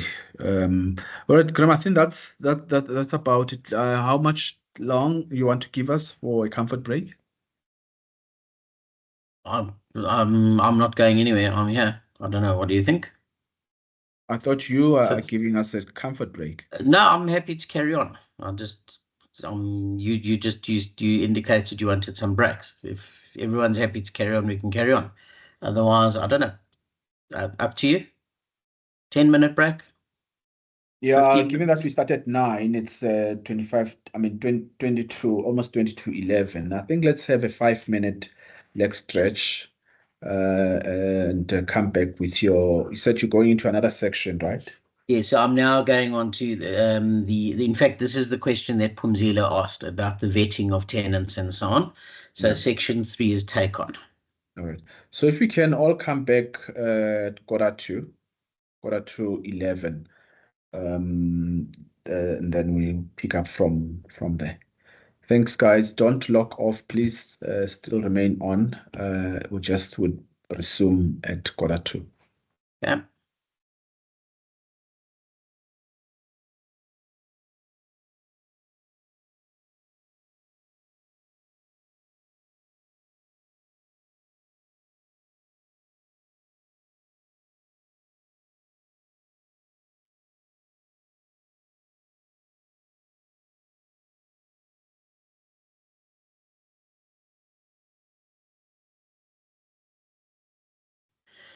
All right, guys, can I proceed? Yes, please. Everybody back? Okay, good. Right, so guys, that's where we had gone up to. So let's then have a look at section 3, take on, and as I say, Phumzile, you're still with us? Phumzile is still here. There she is. Okay, yes, so yes, she's still here. Sorry, Graham, no problem. So Phumzile, I think that this will deal with some of the queries that you had. Okay. You know, you obviously are going to get people who want to now become tenants of yours. So what's going to happen is that you will need an application form, and the important thing. So just hold on one moment. Sorry about that. I actually just wanted to do this. So in terms of your application form, so what's going to happen is that the applicant needs to identify who the occupants will be in that particular unit. You're going to want pay slips, proof of income, and what would be useful as well is to get the applicant to fill in a budget form. So guys, if you look in the manual, let me just see, it's one of the annexures. It's annexure C. I've created a budget template for you. utilize. It's a nice, simple budget template to use. And so I think you'll find it quite useful. And, as I say, I think if you utilize something like that, you obviously get applicants to fill out that budget template in order to assist you to assess affordability. You're also going to want to understand their current living situation, what their personal and family requirements are. Obviously, you want to see that you've got units that are available that are going to be suitable for the people who are going to be applying for occupation of those particular units. And these are the requirements that you are going to be assessing people against. Monthly household income of between 1850 and 22,000, which we've spoken about. The applicant needs to be 21 years or older. They need to have a clean credit record. And so, Phumzile, who is doing that? It's us. Correct. So as a social housing institution, you're going to be doing that. And again, guys, when you look at your manual, you'll see that what has been suggested to you from a credit check point of view, it's page 37 in the manual. From a credit check point of view is that you are linked to a credit bureau. And this is normally on some kind of a subscription basis or a pay-for-use basis. And what you would then do is you'll obviously do a credit assessment on that particular person. You really want to know that you're going to not have any problems when it comes to billing the rental and collecting payment. The person needs to be a South African or a permanent resident, married or single, with or without dependents. They need to be competent to contract, so there shouldn't be anything that affects their ability to enter into a lease agreement with you. And of course, they need to demonstrate their ability to be able to pay the monthly rental. You will then have a registration and waiting list. So what's going to happen is that the people who apply will then go onto a waiting list. You would obviously assess their affordability. Remember that you've got to obviously have a certain number of units available for certain income segments of your, your total population of occupants that you're going to have. The waiting list, of course, will be organized in some kind of date order because you would need to use, again, a sort of first come, first served basis, but obviously in compliance with the income requirements and the percentages that you need to adhere to.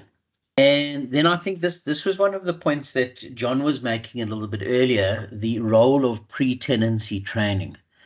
So every applicant, remember what we're saying here is every applicant. So this is not somebody who's actually been allocated a unit and that you've entered into an actual lease agreement with them. You would want applicants to attend a pre-tenancy training program. And again, as I said, this is a point that John was highlighting, is that you want to clearly demonstrate the importance of social housing.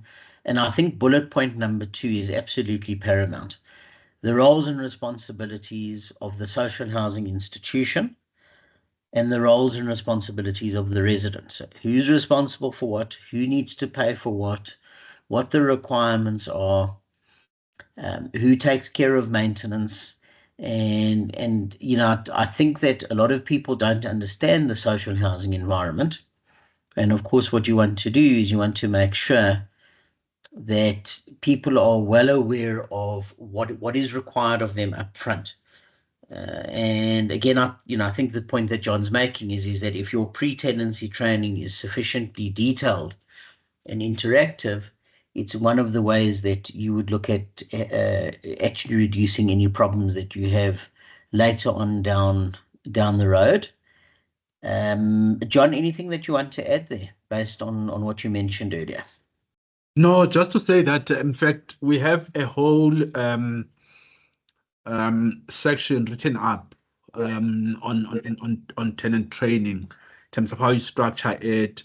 And I think we've also used some of the best practice from other social housing landlords in terms of, what's best and what kind of the most effective way of structuring, but also delivering on something like this. Because one of those critical risk mitigation things that you need to have, almost like a non-negotiable. Because, it turns out that, without it, tenants come in on a good merit, and they turn out in the process to be one of the difficult tenants to have. But if you have a program that is part of that's embedded in the process of tenanting, which deals with tenancy training, pre-tenancy training, you then are at least able to mitigate quite early against. We're not saying it's a airtight thing, but it's one of the critical ones in terms of solutions that social housing landlords need to look into. That's it. And then, John, if I maybe just ask Carisha and Ricardo, with the points that they raised earlier about, how do you justify having 2-bedroom units where one person's paying this rental and another person's paying that rental? So to both of you, to Carisha and Ricardo, perhaps you want to share with everybody your pre-tenancy training. So how do you then manage this in your pre-tenancy training? Okay, can I come in there for my side? All is difficult. I'm not going to go and beat around the bush about it, but just to motivate people, it's just saying, guys, this is how the product works. There's not much beating about the books around the bush on that one. It is very difficult. The project I'm busy with in the Cape, it is not easy. Hence I'm looking for assistance from a social psychological perspective. The policy is correct about everything, John has mentioned the issues of cost subsidization. I think as society, we have to come into grips with that. We have to help your neighbor, but it is difficult. I have not come around in doing that. I still need assistance in doing that. So yeah, that's my point on that. I can motivate on the issues of the features and this, but even myself, I'm not convinced. I'm not going to lie about that. But I am into the project, the project. But it is difficult. I'm not going to lie to you about that. Carisha? Hi, Graham. We're actually not at that stage as yet. We're actually still at grant funding stage. So we're still far away from that. But, obviously, we want to mitigate all of these factors that come up and try to resolve them before we get to that stage. Yeah, so look, I think that it's important for people to understand that social housing is a particular government imperative, which works on a not dissimilar principle to taxation. The more you earn, the more you pay. So the same thing with rentals. The more you earn, the more that you can afford to spend on your housing cost. I think one needs to make the point very clearly that social housing in its nature is a subsidized form of housing. So you're not paying the same rate that you would be paying if you were renting in a non-social housing development. You would be paying more rent in a non-social housing development. The advantage of social housing is that you do get a more affordable rental. So it is a more economic rental. But, yes, if you earn more, you need to pay more. And I think that needs to come through very clearly in the pre-tenancy training so that people are aware of that. That's the way that the program works, is that those that can afford to pay more must pay more, because it's not fair to those who earn much less. You can't have a household that's earning 5,000 a month being asked to pay the same amount on their rental costs as a household that's earning 20,000 a month. It's just not fair. So, I think that needs to be very clearly communicated in the, in the pre-tenancy training. Again, John, anything that you want to add there? Carisha, no. I think you've got your hand up. Carisha? Yes, Graham. I do have a question. So in terms of your tenancy, Is there any policies and procedures in place for continuous monitoring? And the reason why I ask this is, for example, we have identified a set number of tenants for the units that we've proposed. And there's obviously all of our agreements are in place, the screening is done, everything is great, tenants have moved in. What happens thereafter? Are there any policies to now go back and do we then verify that the income is still the same? Because I mean, we all, we don't stay in one place forever. We're not earning the same salary forever. How do we manage that? Because also, it is social housing. The brackets for the rental is based on your income earned at the time when you've applied. That could change. For example, say I'm in the secondary market and I'm on the highest bracket. I'm paying, say, 6,000 rand a month. You then get a salary increase. Correct. And now I'm finding, it's convenient for me to pay 6,000 rands a month in social housing, because then I can use my money and I can, do other things. But there's somebody else that's on the waiting list who really needs that and could benefit from a unit like this, because they basically can't financially upkeep their their family and etc. And obviously in the times that we're living in, but the fact that it's more convenient for me to pay that amount that I signed up for than having to now move out of there. But I'm now gone further in that bracket, in that salary bracket, because that cap is no longer 22,000. So how do we mitigate that? Is there policies and procedures in place to keep verifying that the tenants that are occupying these units still qualify for those brackets that they've signed up on? Thank you. All right. So, Carisha, I'm going to also ask John to address that, just about the withdrawal of the subsidy.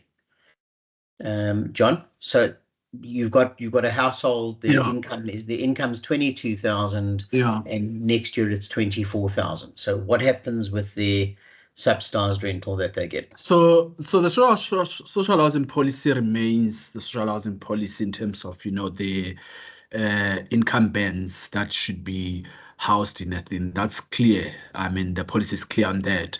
I think where you then need to, as a social housing landlord, make sure that the policy comes into effect. It's in the lease and how you administer that document. I mean, one of the ways in which you do, and this is again from the sector, is that you enter into your 12-month to 24-month leases. So that then enables you to then come back to adjourn 12 months later, 24 months later, to review whether John is still eligible for a unit in that project.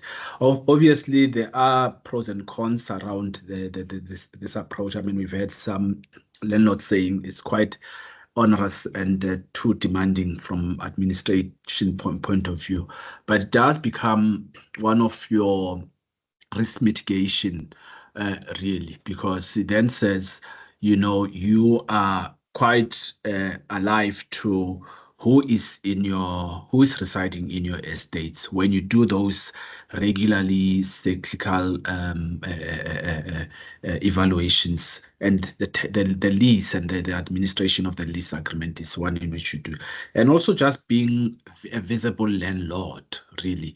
I mean, one of the things that I think differentiates social housing to a private rental market is, the way the project and the estates are structured. You need to have a housing manager or a building manager on site.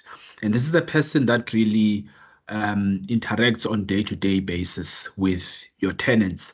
And they're not just there, to look after the maintenance aspect of the estate, but do more than just that, including what you call tenant liaison role.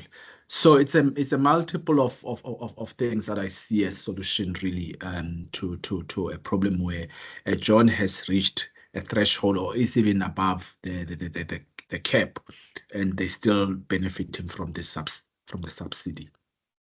So Carisha, I mean, I think just to summarize what John's saying is that you've got a lease agreement, which is a 12-month lease agreement. The lease expires. You're going to undertake your vetting process again. And then, John, you maybe just want to take some of the questions in the chat box? There aren't any hands, but let's see what's on the chat box. What is the average cost per square meter for these developments? I'm not sure I fully understand the question, Tobelani. You might want to elaborate. So he's asking to, so I think to develop, what's the average cost per square meter? Yeah, 5,000, 6,000, 8,000. Sure, I'm not sure. I just know that there is that 300 and now you got me. In terms of the grant quantum, the capital grant quantum that you get, there's a 300 and I think it was the last time I checked was just sitting above 326. I think 328. Beg your pardon? I think it's 328. Yes. Yeah. As to how you then break it down to square meter meterage, I'm not sure, but I think it's something that can best be addressed in your project packaging, or linking up with the project packaging colleagues in terms of working out those numbers. There's a question from Neo. Are you allowed to use estate agents or credit checks? Absolutely. I mean, I know part of the pre-screening work that the social housing landlord has to undertake. They use but now the organization that does your screening, and they have a tenant profile, TPN. Yeah, that's the one I was looking for. So it has, I mean, TPN has records of potential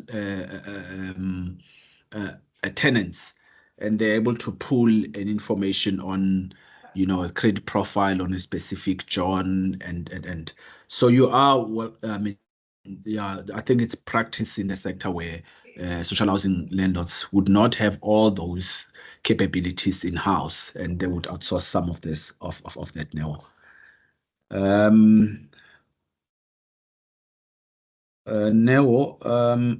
Ricardo, it was suggested that we could use the service of a real estate agent for collections. However, in my view, this is an expensive way, as the margins of the market are tight, but also creates. You're right. So at first, especially with newcomers or a new social housing landlord, they always would come into an arrangement because they don't have that built capacity in house. So they would partner with a private, debt collector or rent collection agency to build up that. But there's an idea that there must be a plan to insource that kind of a function, because it is one of your core functions as a social housing landlord, in fact, to manage rentals. In fact, you are established for that, if anything. So there must be a plan, even though at first you might take a view of using external agencies to assist you build up that capacity while you are still emerging. Yeah, I think that's about the two questions that were on the chat. So, John, if I can just provide some input there. I think from a development perspective, one needs to just be very mindful of land cost and professional fees, because those are generally two costs which are going to be a fairly significant part of your total development cost. In fact, someone has just corrected me, Pumzile and Tami. In fact, the grant quantum currently sits at 347 per unit. But I'm just trying to see who asked the question about so it was Tobelani that asked the question about the average cost per unit. I think what's more important to be aware of is not so much what the cost is per unit, but really when you sit and do your feasibility study and you then reverse your income back into your cost, that you're getting the return that you need. Yeah. Secondly, There is one hand. Oh, yeah. yeah. So, John, if I just finish what I'm saying, then we can come to the other questions that we've got. I don't see any problem in using an estate agent to assist you with your credit vetting. They've got access, obviously, to the different credit bureau and so on. I would agree that using an estate agent to assist you with your rental collections is a cost that you're not going to want to bear. You really should have that capacity in-house to collect your cost, to collect your rentals rather. Yeah, and I think, John, we had a question from Noah, I think. Yeah, Noah had a hand up, but I see he's dropped it. Noah? No, I think Jay actually clarified. So I actually just wanted to understand that, like, let's say you decide to go with an estate agent. Do you include their commission as part of the grant that you're going to get per unit? So I think Jay actually clarified it. Okay, good. Yeah. Sorry, colleagues. In fact, my colleague has just come with a correct number in terms of the grant quantum that one would qualify for per unit. It's 400. And this is the last review that the minister announced on a couple of months ago. It's 426,308. 426,308 per unit. So it's quite a big chunk of your development cost that the grant accounts for. Yeah, I mean, that's quite a significant number. John? Hi, John. Sorry, I was on mute. Yes, Phumzile? Isn't that the total amount, and what SHA only gives you 70% of that? That's how I calculated it, and I came up to that about 400 and something, 300 and something. I was under the understanding that you only give 70%, and then we have to, or the SHI or ODA has to raise the other 20% or so. So that's where the 347 came from. Can you just clarify that for me, please? The 426 is the grant amount. Bear in mind that due to cost escalations, your development averages just above 5 and more. So the grant quantum then would, as correctly says, would range anything between 60 to 70%. So where it currently stands is that 426, as confirmed by a colleague. So the people that are dealing with this process. So I take what they say as gospel. So you get granted the full 426, or is it you get granted 70% of the 426? You get granted 426. So and this is again a topic that is dealt with at great length in terms of in the project packaging. So let's say your development per unit is 500K, right? So of that 500K, 426 will be the grant, the CCG, we call it consolidated capital grant. What the difference thereof is that what you then have to go into market to raise as debt funding. Does it make sense? So 426 is a clean grant money that you get towards the development cost. Okay. Now it's clear. I thought it was 70% of that 426. Oh no, it's okay, the full amount that you get per unit. Yeah. Okay, thank you so much for that. Sure. All right, so then let us continue. So we spoke about the pre-tenancy training. Now the selection of the tenants. Bear in mind that we've obviously got the income bands that we've spoken about. We of course are going to have our registration and waiting list, and then we would then allocate from there. What we need to ensure, if you look at the bullet points on this particular slide, is that we apply the criteria consistently to all applicants. You know, of course, it's going to be a problem if you've got a staff member who's accepting money on the side, you know, 1,000 or 2,000 or 3,000 rand in order to get somebody to be pushed up on the waiting list. So clearly that's going to not be acceptable. So we've got to apply all the criteria consistently. We, of course, need to make sure that we're meeting local housing needs, which is the obvious reason why we've got social housing. It needs to be objective, documented, and defensible. So it's going to be a policy that you will have. So how you will do your selection. So a policy that you'll have, which will be documented. And then, of course, a part of your application that you're going to make to SHRA. And then, obviously, non-discriminatory. So it's going to apply equally to everybody. And I think that that's all I need to tell you about to take on. Just the responsibility of that obviously is just a reminder with regards to the primary and the secondary market. And, oh, yes, refusal by the applicant. So what happens if an applicant says, yeah, you know, I'm not interested. So your refusal, you would need to get in writing and why they are refusing. So they've been allocated a social housing unit. Now they don't want it. So what is the reason for that? The applicant would be allowed to refuse on 3 occasions before they lose their place on the waiting list. So, of course, you know, there could be reasons that, you know, there's been a death in the family, or they've been relocated from a work perspective. They can't move in right now. So you're not going to bump them automatically to the bottom of the waiting list.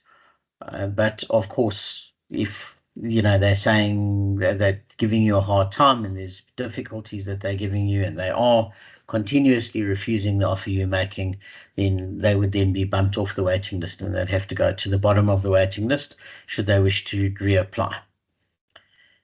It may also happen that somebody wishes to transfer either within the same development. So maybe they've, for example, had a baby, or they've got married and their spouse has got children.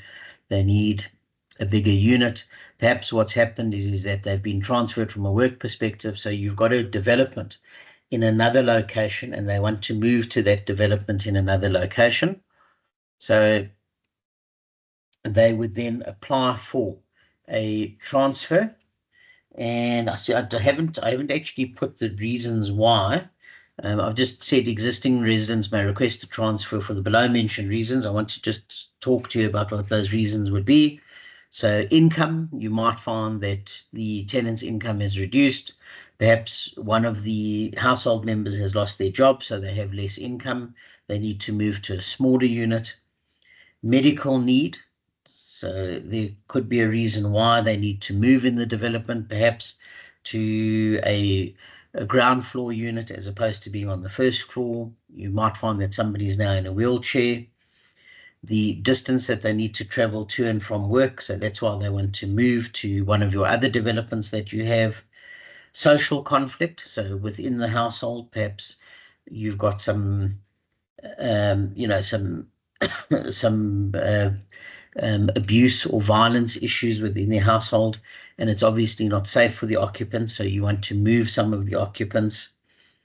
You could have people who are overhoused or underhoused, so they've got too many people in the unit, they need to move to a bigger unit, or too few people, they need to move to a smaller unit. And then, of course, you know, any unusual circumstances, so those would be personal circumstances that people have, and as a result, they need to move to either a different unit within that development or to a completely new development. Oh, there we go. Sorry, it was on the next slide. So there you can see the reasons why. So sorry about that. That's what I've just mentioned to you. And then as far as the take-on of new tenants is concerned, so management would be responsible for setting and reviewing the application criteria. Staff would be responsible for checking the eligibility of the applicant. And that comes back to the question that Phumzile asked earlier this morning. Staff would also receive and process documentation, any registration fees that may be payable, recording all the applicants' details on the waiting list, and then obviously opening an applicant file, and then of course following the procedure through until the point where you get allocation of the unit to that particular beneficiary.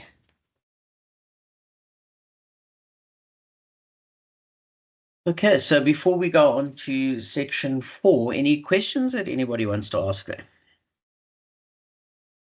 Well, maybe just to add, Graham, in terms of the social housing policy around the qualifying criteria. I see that you're saying the social housing landlord would or management would decide on that.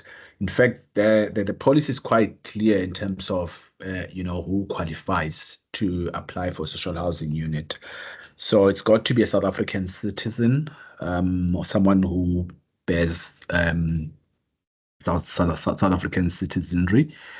It also can be someone with or without dependents. So it's not always the case that they need to have a dependent on them. And I think it also says that it should be someone who is legally deemed to be at contracting stage. In other words, anyone above 18. And I think the last one that I remember is the proof that they have a steady income. So you can't tenant someone who is outright an indigent or is unemployed.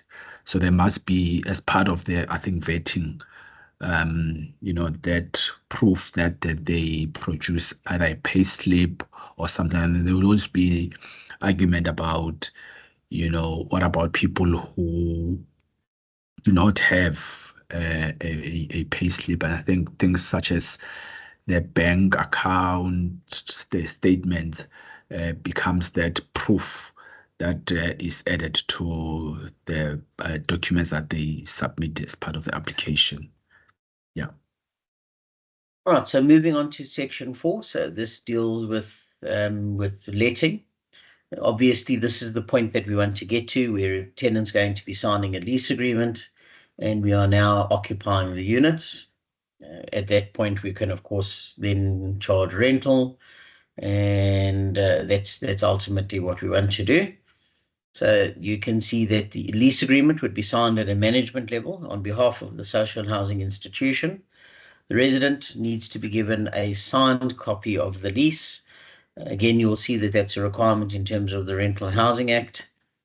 The applicant must provide proof of payment to the local authority for electricity and water connection, if that's relevant. Of course, in a social housing development where it's multi-let, you've got multi-tenants, then the electricity and water connection is going to be there already. You would do a pre-inspection of the unit. Again, that's a requirement in terms of the Rental Housing Act. That's something that I'll talk about more tomorrow, is what the Rental Housing Act requires. And staff must accompany the new tenant to the unit. So you would obviously do your incoming inspection together. You would check everything. You would make sure that the tenant is happy and sign it off. And then any snags, as I've indicated, that's point number 4, would then be attached to the lease agreement in terms of the Rental Housing Act. So management would be responsible for developing and reviewing the lease agreement, development and review of the rent pricing policy, but that would obviously be within the bounds of, or the constraints of, the social housing policy. So as we've obviously discussed in some detail this morning already, you would need to ensure that you comply with social housing policy. So you can't just, obviously make up your own rental. If you think about the table that I showed you earlier, so that's what we would need to be complying with: the development and review of the rent deposit policy, and checking that the deposit and rental has been collected. So, John, I want to just pose a question to you here. What if the social housing institution says that they want 3 months rent as a deposit? That's their deposit requirement.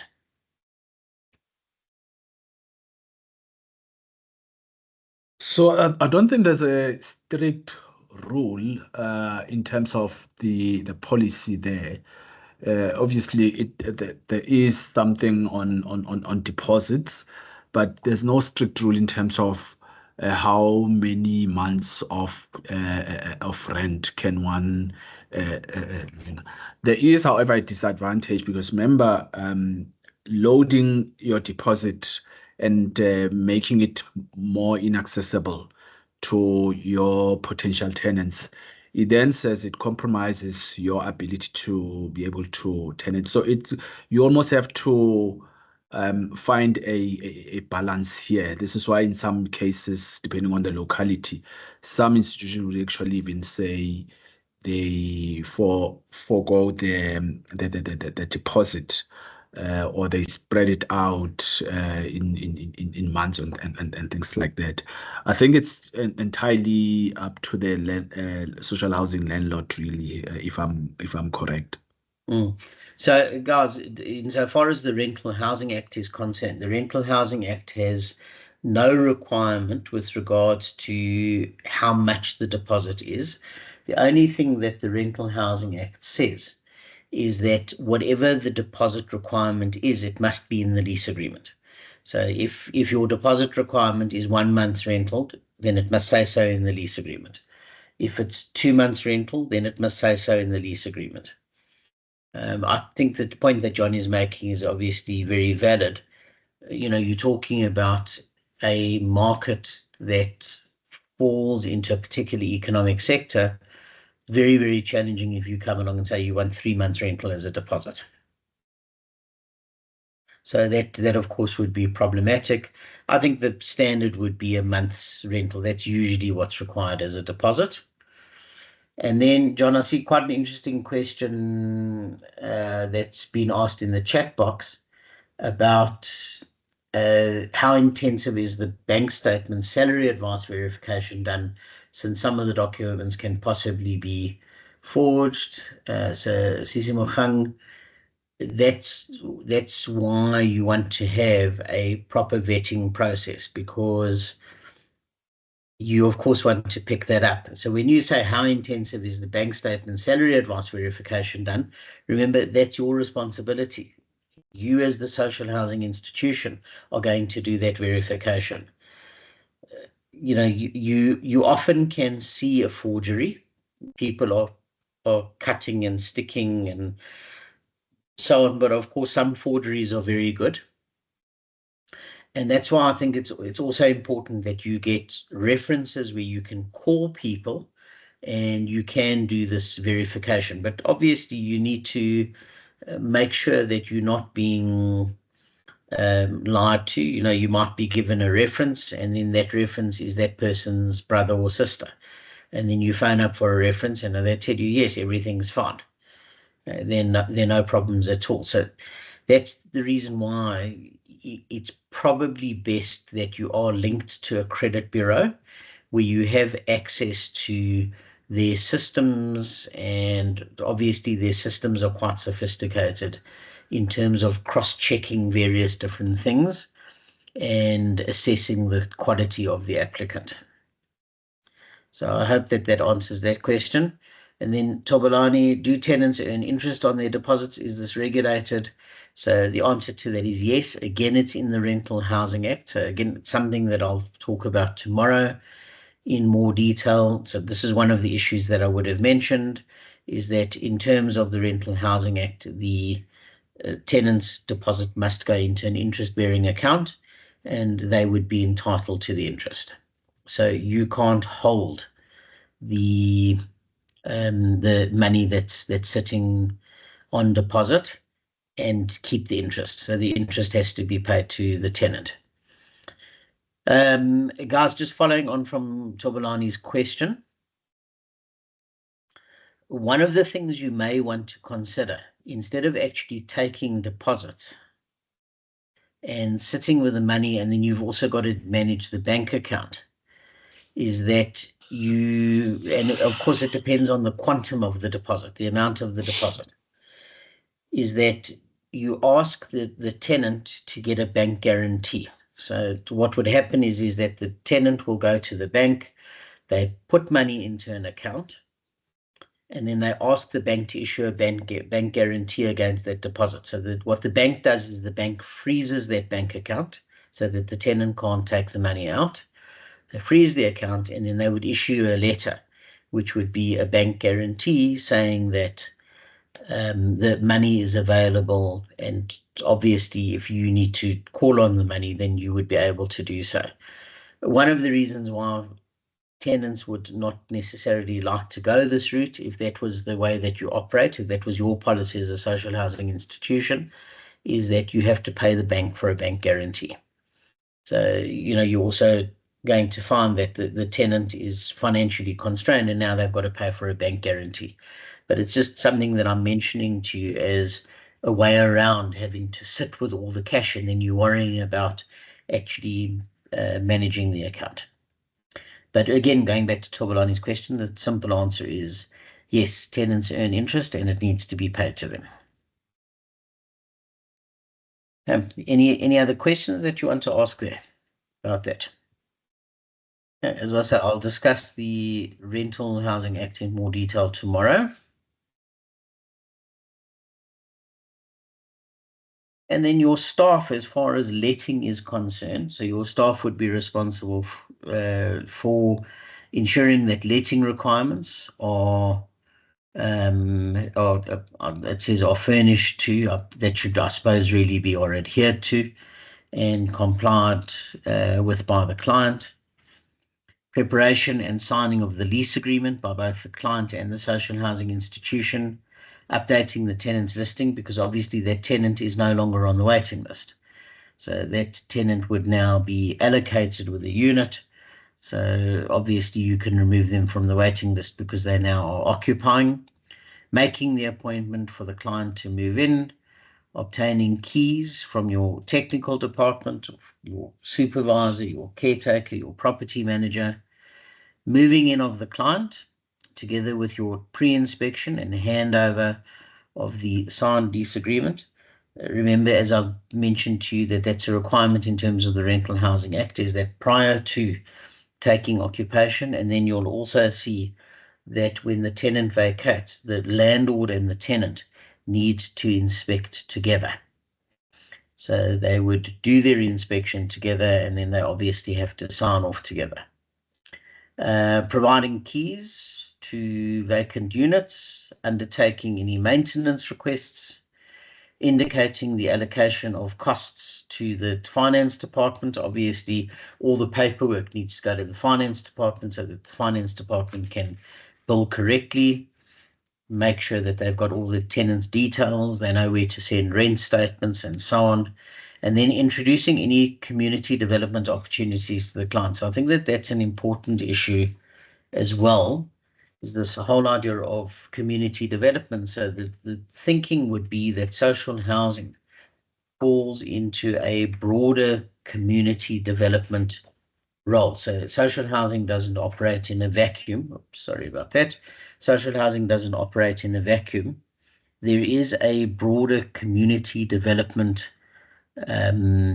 imperative that we're talking about here, because you want the broader community to benefit as a result. John, again, if I can maybe just ask you just some of the thoughts from Shra with regards to community development. So, I mean, community development, becomes one of the critical, risk mitigator as well, because you start to structure the program in a manner that not only assists you as a landlord, but more speaks to the development needs of your tenant base as well. And in some of the projects that we've seen this being done so well, you'll be quite impressed in how that, putting a program such as that in place assist you greatly in your performance as an institution, from lowering your maintenance costs to the rate at which you are able to collect rent. I'll give you an example. There's a social housing institution here in Johannesburg called Johannesburg Social Housing Company, JHC, and they own a number of buildings in the inner city. And one of the things that they started realizing, because some of these buildings go up to 10 floors and so forth, and they have lifts, was that children, when they come back from school, would come in and play in the lobby, write up on the walls, and ultimately also abuse the lift, right? And what does that do to your maintenance cost? And when they started with the community development program that says we need to harness this young energy, they started running classes, after school homework program, that kind of then started to direct these children into specific programs. They would tell you that they started seeing a decline in terms of this kind of vandalism, and obviously the savings in their thing. So it does hit directly at your cost structures in terms of whether you have the program or not. There are many more examples, good examples that we can share in terms of what is it that you structure. But as well, bear in mind that you do not have to do everything by yourself as a social housing landlord. Partnership and forming strategic partnerships with other NGOs out there becomes one of the critical ways in which you make this program easy to deliver on without loading on your cost structures as well. I mean, there are organizations, including universities, that could come and offer classes to children of tenants, and a range of other organizations really that are out there that are set up to deliver on community development programs. So it's also in considering those kind of strategic partnerships so that it's not entirely heavy on your internal structures or resources. So, John, I think there's two issues here. One is the facilities that are available in the immediate development. So things like playgrounds for kids, maybe jungle gym equipment, that type of thing. And then the second thing would be perhaps a broader precinct issue. So doing things with other landlords in the precinct from a community development perspective. Yeah, correct. There are a number of examples that one can give.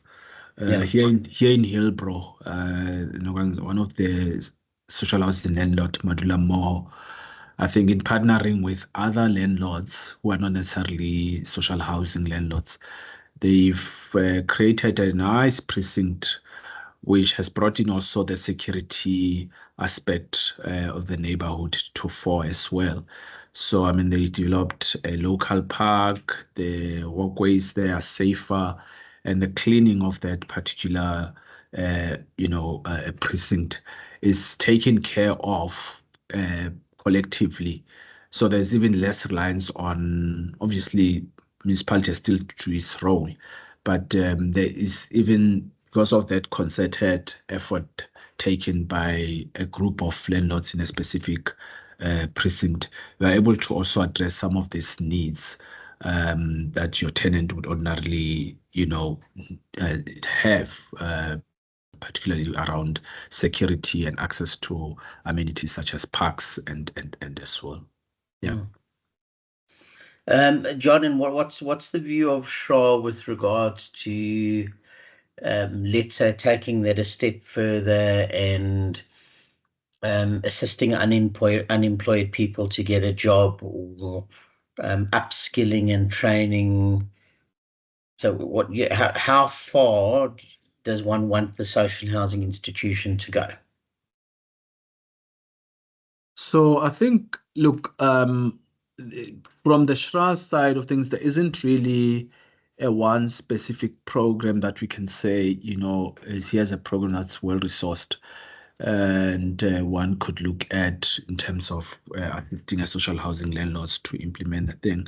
But again, it's in pointing out and linking, those that are interested in setting up, linking them up with those that have already done similar and to share best practice. And as I said, don't also overload yourself, because those strategic partnerships are quite useful when you have arrangements with certain NGOs, churches, universities to do specific work streams within your project and your tenant community. That helps greatly in terms of you being able to deliver on a social community development program within your estates. Yeah. So I mean, obviously the idea is that social housing by its nature is community based. Correct. So I think that's the point that I'm trying to get to, that it's community based. But yes, I mean, we're not expecting social housing institutions to become employment agencies or recruitment agencies, but we do want them to participate in community development. Yeah. All right, let us move on. Right, so that was where we were up to, was letting. And then section 5 is communication and liaison. So the SHI needs to build a good relationship between itself and its tenants, and I think especially with the comments that we've had this morning about problems with things like rental boycotts, people not happy with certain things in the development. So you obviously want to have a good relationship with your tenants. You need your tenants to understand the social housing program and the mandate of that particular social housing institution. And of course, that's where your pre-tenancy training becomes very, very important. But not only the pre-tenancy training, we're also talking about ongoing training that would take place. So I think one of the important issues here is that you need to ensure that you do have ongoing communication with your tenants, and you'll see some of the suggestions that we're going to make now. Newsletter. So the social housing institution will produce a quarterly newsletter. Interesting things about the development itself, things that are maybe happening in the development, new things that one may be doing, news items about the broader environment and what's happening in the broader environment. You would also want to undertake house visitations. So this needs to be in your lease agreement.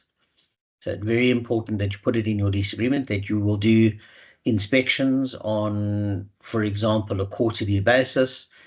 And of course, there are 2 reasons why you want to do these inspections. So number 1 is that it gives you an opportunity to engage with the tenant, but at the same time, what you can do is see what's going on in the unit. So it's a way of obviously making sure that you can enter into each unit and you can see what's happening in each particular unit. You should have a client services office on site. So you would have a client liaison officer. You've got somebody that, or a tenant liaison officer that tenants can come and talk to. So you've got a point of contact, and obviously tenants can then go to that point of contact and they can discuss whatever issues they're having, whatever problems they may be experiencing.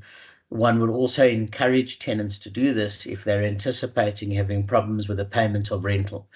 Obviously, non-payment of rental is going to be a problem for a lot of people. They don't want to address it. But really, the sooner that, as a social housing institution, the sooner you know that a tenant is experiencing financial difficulties, the sooner you can address how you can assist the tenant. Do they need a little bit of breathing space? Will they be able to make up the payment next month? So you obviously want to have that open channel of communication, and the tenants need to know who they can go to and who they can talk to in the event of having such problems. And then obviously written correspondence. This is where you are going to communicate with tenants individually. You might need to address certain things specifically with a particular tenant, which has got nothing to do with other tenants in the development. So it's not something of general concern to other tenants in the development.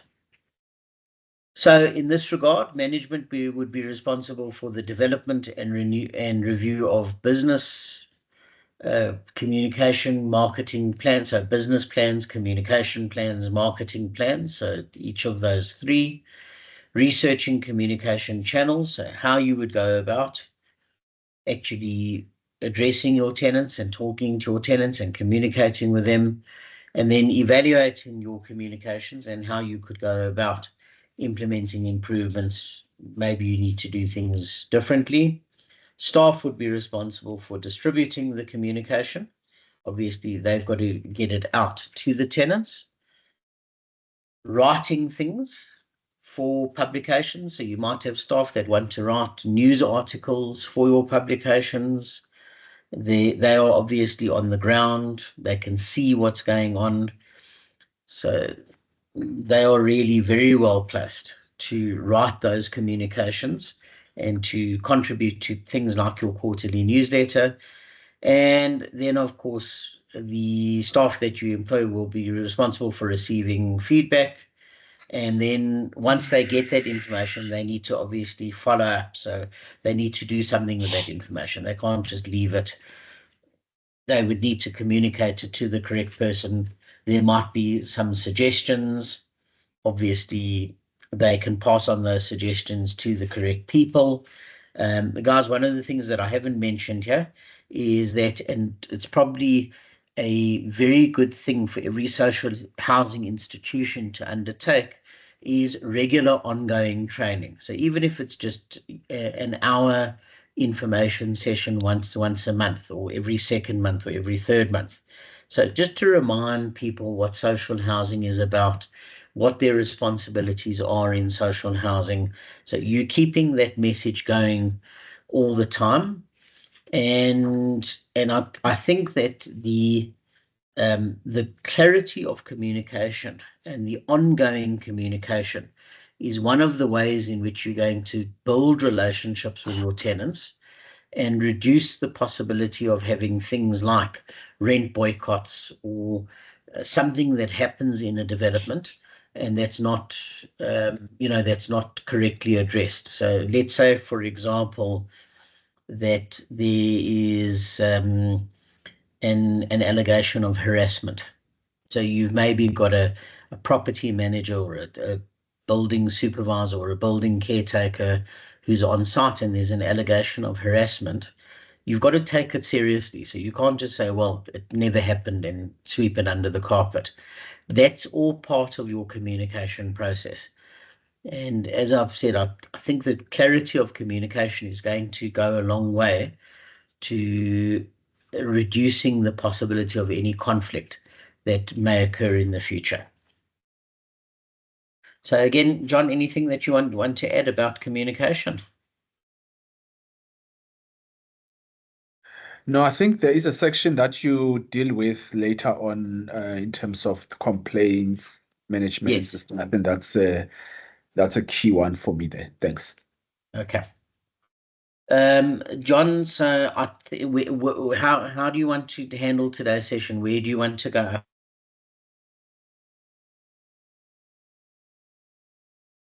Oh, I think we've lost you there, Graham. Is it just on my side? Sorry, John, I lost you there for a moment. Just say that again. No, I was just saying, I thought I'd lost you there. Look, I was saying I don't know in terms of amount of work that you still have to cover, that we could adjourn the session at 12, which is essentially in the next 10 minutes, or could push until 12:30. I don't know. All right. Well, can I maybe do the next section, which is on consultation and empowerment? So section 6, and then let's do that. And obviously, however long that takes, we can adjourn thereafter. Sure. So the amount of work that would be left then would be adequate for us to conclude everything tomorrow. Yes. Okay. Super. Because tomorrow I want to take some time to discuss the Rental Housing Act and the provisions of the Rental Housing Act.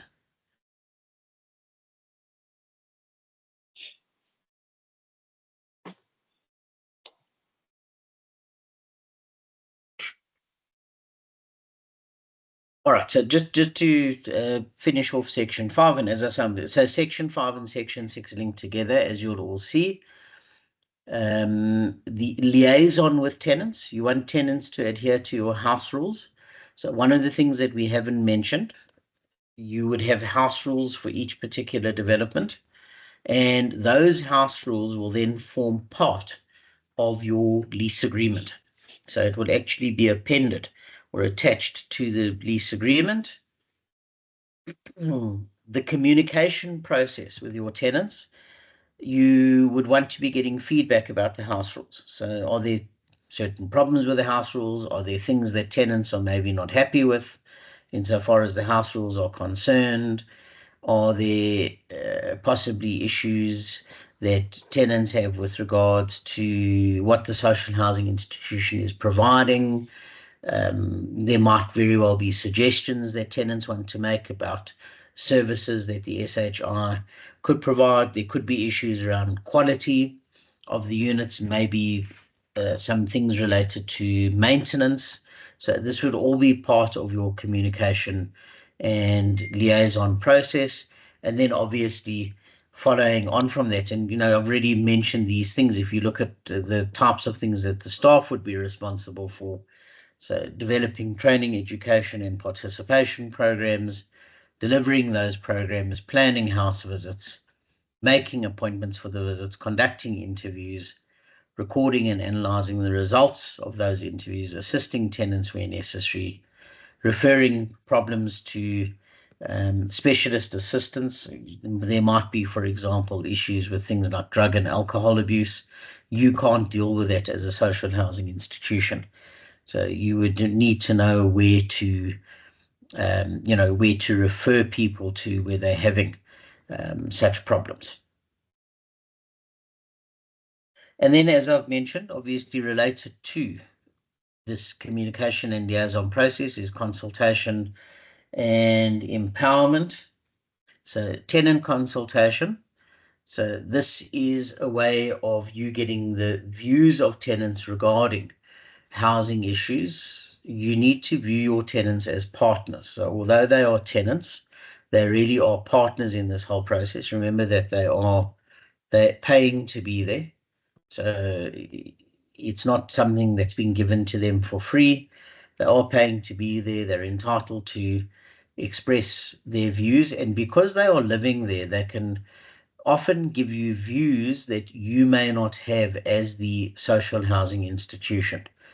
So that would be the advantage of tenant consultation. And then it's very important that tenants are empowered. Just coming back to obviously the point that Carisha was making earlier about rental boycotts, you really want to place your tenants in a position where they do feel like they are partners in this whole process of social housing. And notwithstanding, of course, the obvious problems that you are going to experience if you have a rental boycott, you really don't want to put your tenants in a perspective where they feel like they are the junior partner. It's important that the social housing institution walks this road together with their tenants. Carisha, I just wanted to come back to the point that you were making earlier about rental boycotts. I mean, you did indicate that you guys are sort of new. You haven't actually ventured into this territory yet. Have you had experience with the rental boycott, or was it just something that you were mentioning? Hi, Graham. Thank you. So no, we haven't, obviously because we are in the stages of grant funding currently. So we've never experienced it, but it was something that was brought up, and it goes back to, the onset of your presentation where, we were determining the unit mix as well as the rentals. And one of the things that one of the guys from SHRA actually highlighted was that we need to look at ways of avoiding rental boycotts. And this was because of the tenant mix. So no, we haven't had any experiences with that, but yeah, it has been brought to our attention by SHRA itself. Yeah. And so the point that I'm making here about tenant empowerment is that you do want to create a partnership. So you do want tenants to ensure that they feel that they are part of this whole process. Carisha, I think social housing institutions often land up with a problem where the social housing institution operates like the principal of the school and treats the tenants like children. So that's where you do have problems. So you need to develop a tenant participation, consultation, and empowerment strategy and plan. How will it be structured? So are you going to meet with your tenants together? So are you going to have groups, or are you going to meet with people individually? What about the frequency? So how often are you going to do this? So what's the frequency? What are the housing issues? So what is it that you want to discuss with your tenants? Is it related to rentals, crime, estate management, or the management of the development? John mentioned a very interesting example earlier with high-rise buildings, with kids playing in the lifts, and obviously, that puts pressure on the lifts from a maintenance perspective. Antisocial behavior. So you might have tenants in the development where you've got some issues with antisocial behavior. Again, this could relate to things like drugs, being involved in crime. Obviously, you don't want to have such people in the development, and you would need to address that. The methodology of consultation, participation, and empowerment must be agreed. So I would suggest to you that that's something that you would actually have in your house rules.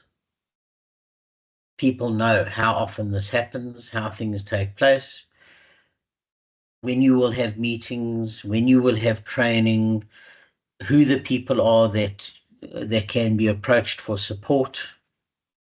So all of this would be mentioned up front so that tenants know exactly where they stand.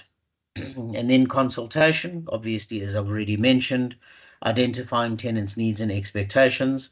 Now, I think it's also very important that tenants understand that they are living in social housing, so they can't expect to have the same level of service as somebody who is staying in a 20 million rand property, on the Cape Town beachfront. You want to demonstrate a commitment to engaging tenants meaningfully. So again, that you are showing the due respect to tenants, establishing strong, sustained, and structured relationships with tenants, and also the proper communication channels to deal with issues. Now, as much as some of you may find this perhaps not entirely appetizing, so you do need to think about the importance of having tenant representatives, tenants committees. So you don't want to view tenants representatives and tenants committees as like a trade union, almost. Again, you need to view them as partners. John, so once again, if I just maybe address a question to you. think would be useful to share that. Those tenants committees that tend to be militant in their approach, is it as a result of a social housing institution that is, for example, being derelict in its duty, where, let's say, they're not undertaking maintenance? In other words, the tenant committees have a legitimate complaint, there's a legitimate gripe. Or is this as a result of tenants committees trying to be frivolous and just trying to make sure that nobody pays any rent? So what's the general experience that you've had at SHA? So you will find in the sector, Graham, ladies and gents, a mix of sometimes, yes, it's because as a social housing landlord, you have dropped the ball in terms of provision of services that these people are meant to pay for. And that then, becomes a source of dissatisfaction, and then it escalates to, disruption and encouraging absolute rent boycott and so forth.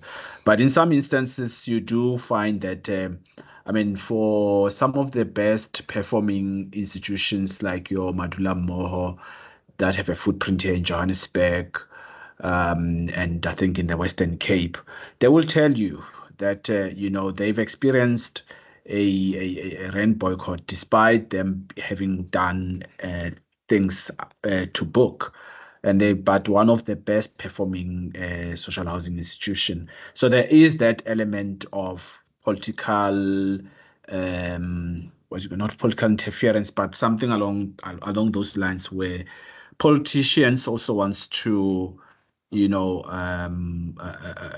achieve certain objectives, and you do see that those kind of things cropping up as well. When you talk about rent boycotts, it's quite a myriad of factors that come to play. Among others is this thing of, couple interventions that, projects that we've had to intervene at. You'd see that there's a claim for ownership, where people are saying, no, we've been paying rent for the last 5 years, and we were told 5 years ago when we moved in that after 5 years, these things will be transferred to us. So I don't know whether that becomes just a smoke screen that people just kind of creates as the reason, but it is one of the common ones. And part of that earlier on item in terms of pre-tenancy training becomes quite key, so that people may not be deceived, because there are elements that come in and they also deceives your tenants to say, no, you've been paying rent for this long, this is a government program, you should be owning these things, and that then pulls the rug under your feet as a social housing landlord. So it's a whole merit of factors really that comes to play. I think broadly, in fact, there's a draft social housing sector rent boycott strategy that is still being developed, or almost completed. It looks at some of the solutions being a present landlord. Because the moment you do not have, for example, we call them housing supervisors or building managers on site, and they stay there, they are there 24/7, and they form relationships with your tenant base, and they know who's who in the estate. But if you take this removed approach, where you are not seen as a landlord, this kind of also exacerbates and puts you at much higher risk as the landlord. So the strategy proposes a number of things that, amongst others, having presence within the estates. They talk of a certain ratio in terms of how many housing supervisors you would need for X number of units and so forth. But there's a number of things that would one need to look at in terms of preventing a rent boycott. So, John, maybe just if you could also, again, just to give all the delegates some insight. perhaps you can give us one example of a social housing institution that's experienced a rent boycott and what they did about it. So how did they then fix the problem? How did they right size it? What was the eventual outcome? So amongst others, look, it does require you to go to that last resolution, which is the hardest and dirtiest one, which is evictions. But even there, you need to have done some work in terms of knowing exactly who are the disruptors, and that you're able to alienate them and be able to. And that's the extreme that we've seen. I mean, with Madula Moore as an example, when the Jabulani flats project was, those were some of the things that they had to bring to fore in terms of turning around the corner, just taking that hard stance and really running through this thing through the legal system and getting these people to be evicted. And I just think that's probably the case that comes to mind, Graham, at this point. So I think, John, I mean, the point is that if that's necessary, then that's the approach that you're going to have to take. And so guys, that's something I'm going to talk about more tomorrow, is when you do have problems. So what do you do? What are your alternatives? What are your options? Abby, we've got a question. You number 1, and then Karish is number 2. Abby?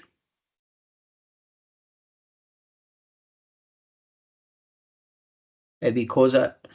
Let me, I think the AB, mic was... AB Khoza. Just unmute yourself. There we are. Thank you. I just need to get your view, John, on this one, and the impact it had maybe on the issue of paying the rent and the boycotts. The fact that you are given the 428 as a grant or as a subsidy, with you coming in with whatever input or nothing at all. Doesn't it give people some kind of claim to say this is a government institution, this is a grant or a subsidy given, like the subsidy given for free to the RDP beneficiaries, and therefore for you as a landlord to claim ownership and wanting to continuously make money out of it is not fair, because I've learned of that kind of connotation in one of the social housing institutions, to say this is a grant or a subsidy given out by government to house us, but people are making money out of it, in particular that where you do not necessarily have to put this 20% or whatever over and above the 426. What has been your experience with regard to that, John? So yes, I mean, Abby, that's another reasons that we are picking up in those projects that have experienced that people see this as a government program, which is not wrong from a viewpoint of view, but that it's people also wanting to take advantage of a program that is not meant to be an ownership program. Largely, that's a reason that is advanced, that we've been paying for these things for the last 5 years, and this government money has gone in here, and therefore we ought to be owning the units. So I think I can never overemphasize enough that pre-training that has to happen. 2, the presence of the landlord in the estate, because by so doing, you are proactively responding to things before they happen. But up and above that, it helps you with building those relationships so that you are able to alienate such characters, because a lot of times where you see a project being under siege, it's sometimes because there's external forces that comes in and wants to influence your tenant space.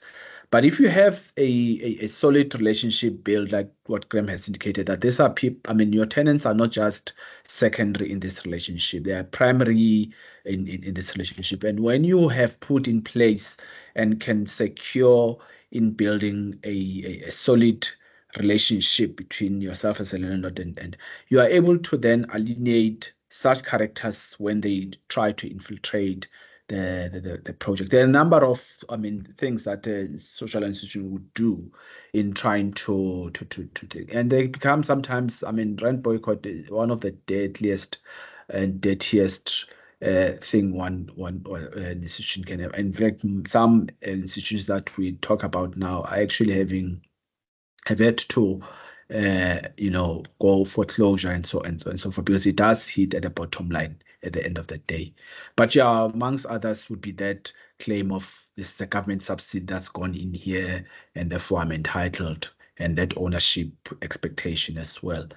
We work as well, I mean, as part of the tenant education, and understanding the subsidy and how does the subsidy come into play and how are you as a tenant benefiting. It's not a subsidy that comes straight registered on your name as a John, but it's a subsidy on the unit which you benefit from. And as Graham said, the benefit that you receive as a tenant is that you pay lesser rent versus if you were to go and find the same unit, same spec unit in the private market where you'd probably pay twice, if not 3 times more. So it goes into that tenant education and also, I mean, pointing people to other government instruments. I mean, quite telling also of this ownership expectation is the fact that largely South African public is also not aware of the first home ownership program that is managed by one of the entities of human settlements, where people who want to buy their own house, but they cannot qualify for an outright mortgage bond. Government has that FLISP program that assists them in terms of meeting them halfway or as some way in terms of them qualifying for a mortgage. So it's also just putting that kind of information out to tenants to say, in the event that you feel you want to move out and now have your own, these are some of the programs that you can engage and apply for. That's just a number of solutions really that one could look at. So John, if I can just add on to that, I think that the response to the question that's put about, well, you're getting a subsidy and then you're still charging us, is twofold. Is number one, as we've both mentioned, the fact of the matter is that the subsidy allows you to offer accommodation at reduced rentals. And the second thing is that it's ongoing. So even when a tenant moves out, the next tenant is also going to benefit. So it's not, the whole social housing program is designed to benefit a community on an ongoing basis. So, AB, I think that's the way to actually address that issue, is that it's not, it's not something that the government's paying a subsidy and then the developer's running away with all the money. It's a type of housing environment that is quite challenging, and people are not making millions and millions and millions. The money that's made is also going back into the development. So it's part of your education process, Avi, is to explain to people how